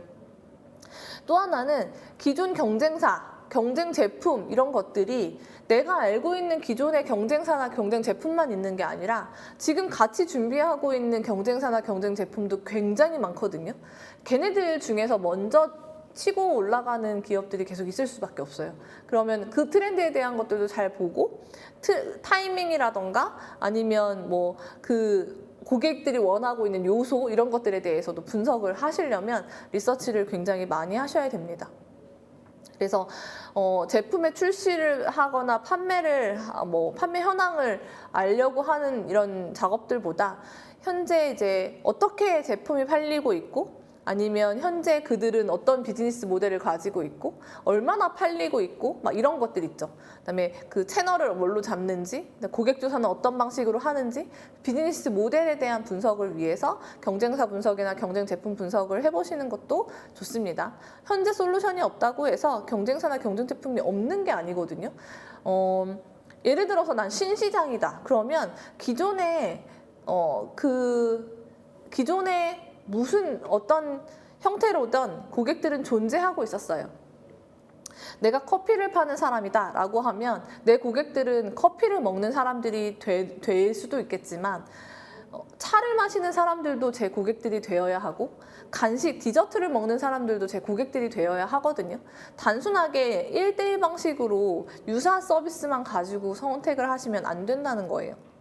그래서 나 처음 커피 만드는 사람이다 라고 하면 기존에 차 마시던 사람들이 커피 마시는 고객으로 되기 위한 전략들을 세우셔야 합니다. 그런 것들이 되게 중요하고요. 문헌조사나 아니면 온라인 서치나 이런 것들을 통해서도 충분하게 볼 수 있고 이게 연구개발의 가능성을 가지고 있거나 기술적인 부분을 우리가 적용시킨 거다라고 하면 전문 정보들도 좀 보셔야 돼요. 논문도 좀 보셔야 되고 학술 연구 자료들도 좀 보시면서 기술이 어떻게 발전하고 있고 이 기술들이 어디에 쓰이고 있는지에 대한 것들도 충분하게 보셔야 되고 기술을 보유하고 있거나 특허를 출원 중이신 분들이라면 특허 관련된 서비스도 계속 보셔야 됩니다. 기출원된 특허가 있을 수도 있고 기등록된 특허가 있을 수도 있어요. 특허는 매일매일 출원되고 매일매일 등록되는 거기 때문에 그래서 그런 부분들도 리서치를 통해서 충분하게 많이 보시면 좋을 것 같습니다. 리서치를 할 때 제품이나 서비스에 대한 리서치도 좋지만 환경에 대한 리서치도 되게 중요한 것 같아요. 그래서 예전에 제가 아시던 분이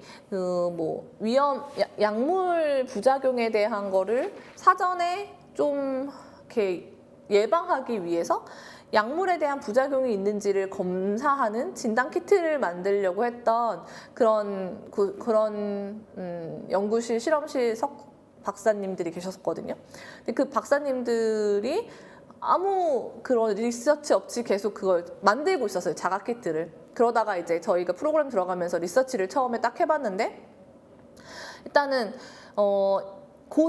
약물에 대한 예방을 해야 된다, 안전사고를 예방해야 된다라고 하는 환경적인 갖춤이 있었어요. 그런 정책들은 있었는데 그걸 가지고 이 정책을 실행하기 위해서 약물 부작용이 있으면 약물 안전 카드를 지니고 다녀라라고 하는 그런 처치가 내려오게 된 거죠. 그러면 이제 우리가 약물 안전 카드라고 하는 부분에 어떠한 정보들이 들어가야 되는지를 가지고 우리 진단 키트의 결과를 리포팅을 해야 그게 되게 연계성이 있잖아요. 그러니까 이런 부분들을 사전에 찾지 않으면 그냥 우리가 진단만 하고 약물 부작용이 있다 없다, 뭐 어떤 부작용이 있다, 어느 정도 있다, 이 정도까지만 리포팅이 될 수 있어요. 그러니까 리포팅도 누구를 위해 할 것인지, 어디에 보여줄 것인지 이런 부분까지 다 감안을 한다고 하면 약물 안전 카드가 어떤 기준으로 만들어지고 있고 여기에 있는 정보들이 뭐가 담기고 있는지에 대한 그런 사전 인지도 충분하게 되어야 되는 거겠죠. 그러니까 그런 차원에서 사전에 환경적인 부분들, 사회적인 변화에 대한 것들, 뭐 일반 대중들의 인식에 대한 것들, 연구 환경에서의 발전에 대한 것들, 이런 것들 모두 다 리서치를 해보시는 게 좋습니다. 두 번째는 관찰인데요. 관찰 같은 경우는 그냥 그 환경 안에서 대상자들이 어떻게 행동하는가, 이런 부분들에 대해서 충분하게 사전에 체크가 가능해요. 뭐 뭔가 계속적으로 문제가 일어나는 상황이었다, 나는 이 상황에서 해결 솔루션을 줄 거야 라고 하면 누가 문제를 일으키는지, 문제 일으키는 사람들이 갖고 있는 기본적인 그 이유, 원인, 또는 얼마나 자주 일어나는지에 대한 빈도, 이런 것들을 다 분석해야지만 이 문제 자체가 문제인 건지, 이 문제를 일으키는 또 다른 문제가 있는 건지, 이런 부분에 대한 파악들이 가능하거든요. 솔루션의 적합성이라는 게 뭐냐면 고객들이 원하는 솔루션인가? 이 부분이에요. 어떤 사람들은 머리가 아플 때 두통이 오면 저 같은 경우는 바로 약을 먹어요. 거의 30년간 편두통을 앓고 있기 때문에 얼마나 갈지, 이게 얼마나 지속이 될지 알 수 있습니다. 그러니까 무조건 약을 먹어야 돼요. 근데 그렇지 않고 뭐 다른 이유가 있어서 머리가 아프신 분들은 뭐 이걸 그냥 잠을 자고 해결을 하거나 아니면 운동을 하고 해결을 하거나 뭐 되게 마사지를 받거나 되게 다양한 방법들을 가지고 해결할 수 있잖아요. 그것들 중에서 고객들한테 가장 도움이 되는 해결책이 무엇인가? 고객들이 가장 원하고 있는 해결책이 무엇인가? 이걸 분석하시는 게 굉장히 좋은데 그거를 고객들이 하는 행동 패턴에 따라서 분석이 가능하다는 거죠. 뭐 무슨 상황이 일어났을 때 어떤 사람들은 도망가고, 왜 우리 제가 얼마 전에 본 컨텐츠인데 MBTI를 가지고 그 MBTI가 16개로 나눠지는 거 맞죠? 그 16명의 사람들이 같은 상황에서 어떻게 행동하는지를 그림 그려놓은 한 장짜리가 있더라고요. 그걸 보면 어떤 사람들은 뭐 똑같은 상황에서 자고 있고, 누구는 놀고 있고, 누구는 뭐 시비 걸려고 준비하고 있고, 누구는 신경 안 쓰고 다른 사람이랑 놀고 있고, 막 이런 그림이 있어요. 그것처럼 고객이 가지고 있는 성향이나 고객이 가지고 있는 요구사항에 따라서 행동 패턴이 달라지게 돼요. 그러면 그 행동 패턴에 따라서 우리가 솔루션을 줬을 때 그 고객들이 그 상황에서 또는 그 성향에서 선택을 할 수 있는 가능성이 굉장히 높아지잖아요. 그래서 그런 관찰을 통해서 대상자들이 또는 이해관계자들이 어떻게 행동하고 어떻게 생각하는지에 대한 것들을 파악할 수 있다. 그래서 관찰 단계가 굉장히 좋습니다. 관찰을 하기 전에 내가 생각하고 있는 고객이 이렇게 행동할 것이야 라고 하는 페르소나 예측을 한번 해보시는 걸 추천드리는데요. 그냥 가서 보면 그렇구나 라고 하고 넘어와요.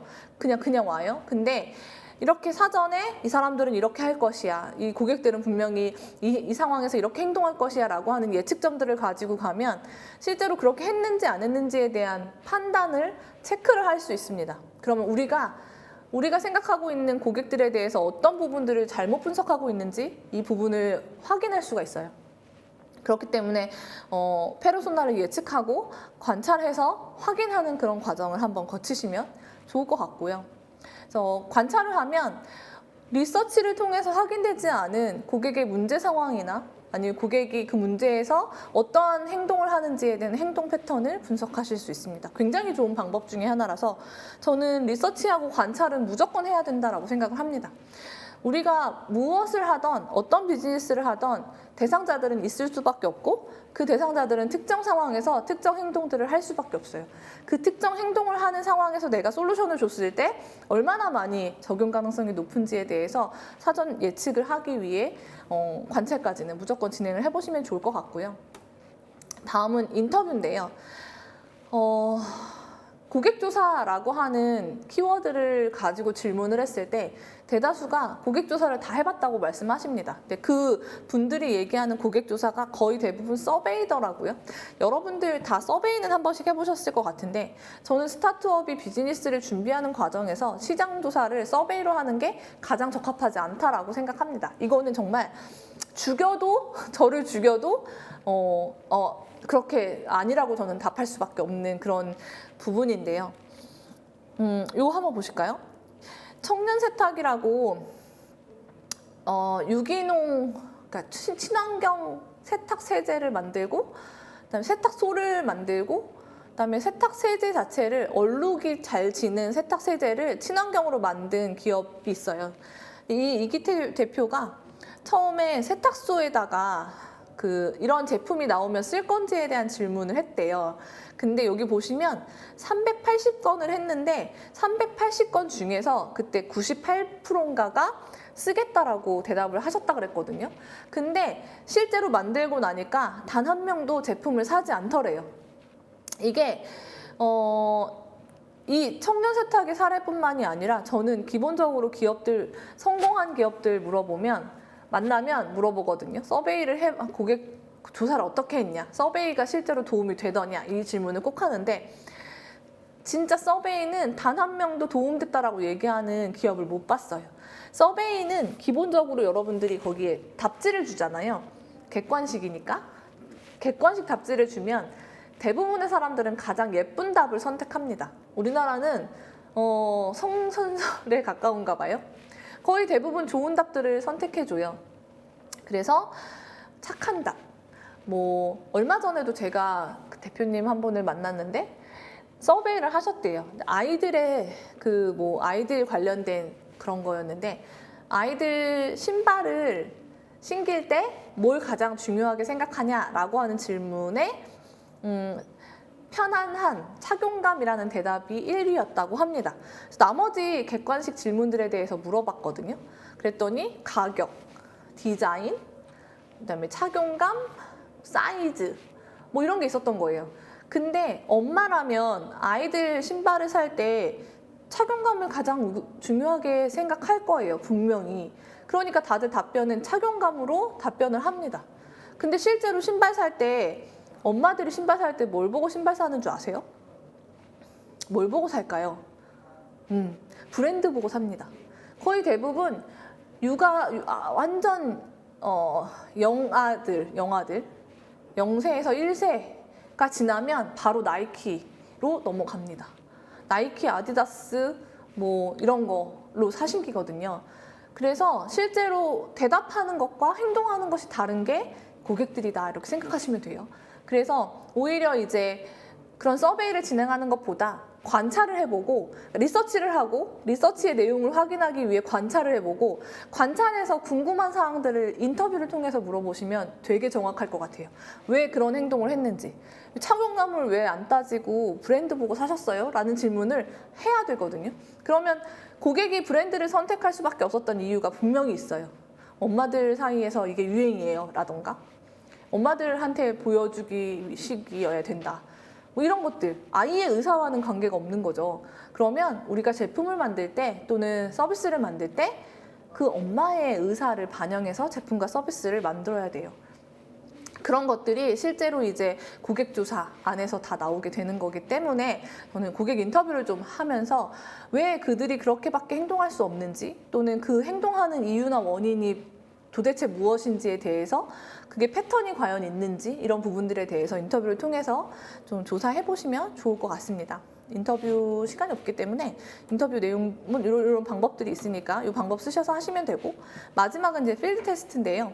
필드 테스트는 제품과 서비스가 있을 때 또는 아이디어가 좀 구체화됐을 때 이게 얼마나 사람들의 반응을 이끌어내는가, 실제로 구매로 전환이 되는가, 또는 사전 신청이 들어오는가, 질문이 들어오는가, 이런 부분들을 알기 위해서 하게 되는 경우이고요. 실제 제품이나 상품 서비스가 아닌 MVP, 최소 제품의 단위 또는 프로토타입 또는 목업, 이것만 가지고도 고객들의 반응을 충분하게 이끌어낼 수 있습니다. 그래서 이걸 보여준 거 안에서 구매 의사가 있는지, 우리는 이제 구매 의사가 있는지를 다 서베이를 통해서 확인하잖아요. 근데 대부분 고객들이 내놓은 서베이에서의 구매 의사는 없는 것과 마찬가지라고 보시면 되거든요. 그러니까 이제 목업된 제품을 가지고 판매를 직접 해보는 거죠. 그래서 여기 보면 일단은 홍보 이벤트를 하는 거, 사전에 이런 것들이 있다라는 홍보들을 해보고 얼마나 사람들이 신청을 하는지 보는 그런 방법들이 있고요. 그다음에 랜딩 페이지, 제품에 대한 소개를 좀 자세하게 해서 사람들이 우리한테 직접 컨택을 하는가, 뭔가 질문을 하거나 아니면 구매 의사를 밝히거나 라고 하는 비율이 얼마나 높은가 같은 거 볼 수 있고요. 그다음에 전시나 박람회를 가서 제품이나 서비스를 보여주고 사람들이 직접적으로 어떻게 반응하는지, 얼마나 많은 사람들이 좋다고 얘기하는지 이런 것들을 좀 보실 수가 있습니다. 그래서 필드 테스트는 마지막에 제품이나 서비스가 나오게 되면 한 번씩은 꼭 해보시면 좋겠고, 우리가 자주 하는 크라우드 펀딩 같은 거 있죠. 크라우드 펀딩도 다 필드 테스트라고 보시면 돼요. 크라우드 펀딩을 매출로 잡으시는 분들이 계시는데, 사실 크라우드 펀딩에서 우리 제품을 사는 사람들은 우리의 고객이라고 또는 우수 고객이라고 할 수가 없습니다. 그들은 새로운 제품이나 새로운 서비스가 나오면 일단 관심을 가지고 구입을 하는 그런 족들이거든요. 그래서 얼리 어댑터라고 얘기를 하기도 하고 리드 유저라고 얘기를 하기도 하죠. 그런 사람들이기 때문에 이 사람들이 제품이나 서비스를 사서 계속적으로 이걸 구매할 수 있는 여지가 낮다고 보시면 돼요. 그래서 필드 테스트로 한번 크라우드 펀딩에 올려서 사람들이 얼마나 많이 펀딩을 해주는가, 이런 것들을 반응을 보는 용도로 쓰시면 될 것 같습니다. 요거는 우아한 형제들, 배달의 민족 김봉든 의장이 어느 인터뷰에서 한 얘기인데요. 지금까지 시장을 파괴하는 주체가 기술이었다면 이제는 고객이다, 이렇게 얘기를 했어요. 그래서 스타트업의 유일한 목적이 제품을 판매하는 게 아니라 고객을 창출하는 것이어야 된다라고 얘기를 했고요. 비즈니스 모델에서 제일 중요한 것도 고객이고, 비즈니스 모델을 수립하는 데 있어서도 고객의 성향, 고객의 요구사항, 고객이 원하는 솔루션, 이런 것들이 다 반영이 되어야 되기 때문에 고객에 대한 관점을 조금 더 많이 깊이 들여다보시면 좋은 비즈니스를 만드실 수 있을 것 같습니다. 콘텐츠 비즈니스에서 계속적으로 발전하는 형태의 비즈니스 모델들도 잘 만들어 주시고, 앞으로 더 좋은 자리에서 또 뵐 수 있었으면 좋겠습니다. 네, 제 강의는 이렇게 마치고 질의응답 받도록 하겠습니다.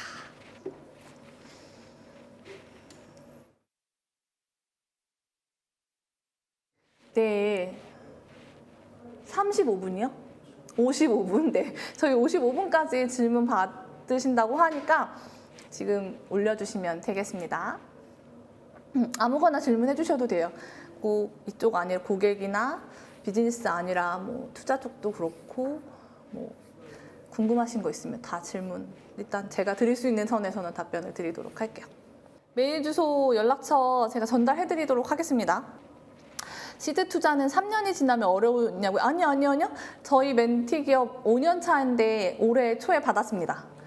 그래서 기간에 따라서 이게 시드냐 아니냐를 판단하는 게 아니라 기업의 밸류, 기업이 갖고 있는 가치에 따라서, 기업 가치에 따라서 시드냐 아니냐를 판단하는 거기 때문에 저희가 시드 투자를 받을 수 있는 기업 밸류를 가지고 있으면 시드 투자를 받으시는 거고요.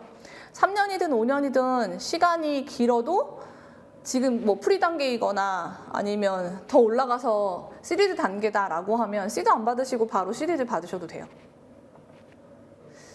저희 여기 여성분들이 많으신 것 같아서 네, 혹시라도 추가적으로 나중에 제가 지금 대한민국 여성 스타트업 포럼이라고 하는 그 포럼을 하나 운영 중인데 여기에 여성 기업들만 지금 한 180명 정도 있거든요. 그래서 지금 막 시작하는 단계의 기업들도 있으시고 올해 팁스 들어간 기업도 있어요. 그래서 혹시라도 저희는 매월 포럼을 진행합니다. 오프라인으로 하고 관심 있으시면 페이스북이나 아니면 홈페이지에 대한민국 여성 스타트업 포럼 치시면 저희 홈페이지 나올 거고 거기에 멤버십 있습니다. 가입비는 없고 가입하시면 저희 그 단톡방에도 지금 한 100명 정도 있으신데 들어오셔서 혹시 여성분들 중에 좀 도움 받으실 분들은 이용해 보셔도 좋을 것 같아요.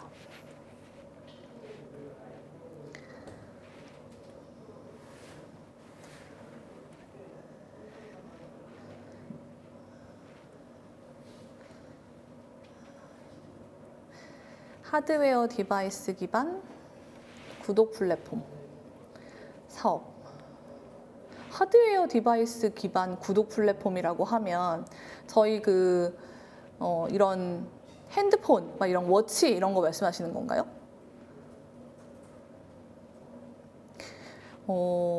커피 투자는요. 아까도 말씀드렸지만 아이디어 단계부터 투자가 들어가기도 하고 일단 투자를 받으려면 시장성을 먼저 보여주셔야 돼요. 이게 시장 안에서 얼마나 선점 가능한 비즈니스인지에 대한 부분들을 보여주셔야 되는데 그걸 보여줄 수 있는 가장 좋은 방법 중에 하나는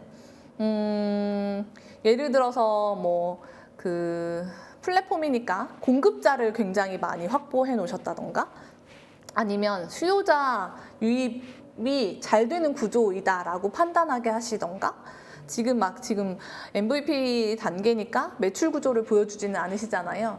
그럼에도 불구하고 이게 매출인 것처럼 보여줄 수 있는 뭐 그런 필드 테스트를 한번 해보신다던가 어쨌든 무언가 시도해서 성과를 보여줄 수 있어야 돼요. 그게 꼭 매출이나 고용 창출 쪽은 아니더라도.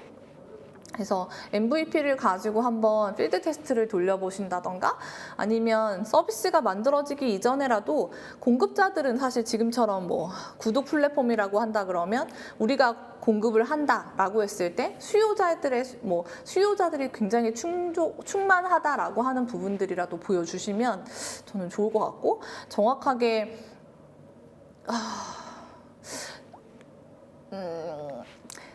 부정적으로 말씀드리면 구매 의향서 같은 건 전 도움은 안 된다고 생각이 들어요. 그러니까 구매 의향서가 말 그대로 의향서이지 구매를 하겠다라고 하는 의향이지 아까 말씀드린 대로 서베이에서 구매하겠다라고 얘기를 해도 실제로 나왔을 때 구매하지 않는 경우들이 되게 많거든요. 그래서 오히려 의향서보다는 계약서가 더 중요할 것 같고 투자 받기 이전에 그런 부분들이 확보가 되면 되니까 제품이 나오는 과정에서 일단 저희 같은 경우는 제품 다 만들고 그리고 그 제품 자체가 오류 없이 잘 구동되고 몇몇 개 기업한테 들어가고 나서 투자 시도하시는 게 빠를 것 같아요.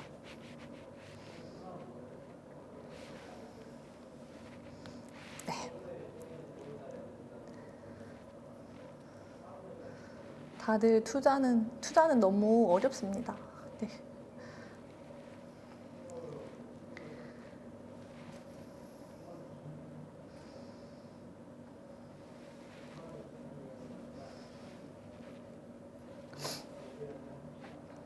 네, 더 질문이 없으실까요?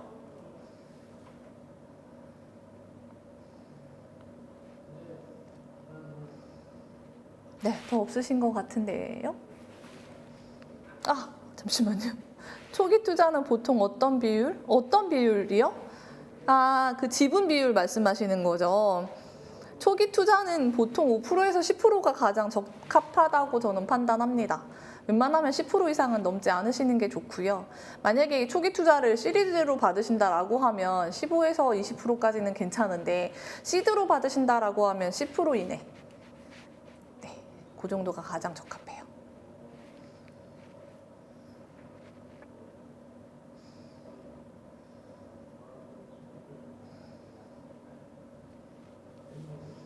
네, 혹시라도 궁금하신 거 있으면 메일로 주셔도 되고요. 네. 네, 더 없으신 것 같으니까 마치도록 할까요? 네. 네, 그러면 오늘 강의 이렇게 마치고 더 궁금하신 거 있으시면 저한테 개인 메일 주셔도 됩니다. 오늘 긴 시간 강의 들으시느라고 수고 많으셨고요. 도움이 되셨는지 모르겠습니다. 저희는 기회 되면 또 좋은 자리에서 뵙도록 하겠습니다. 감사합니다.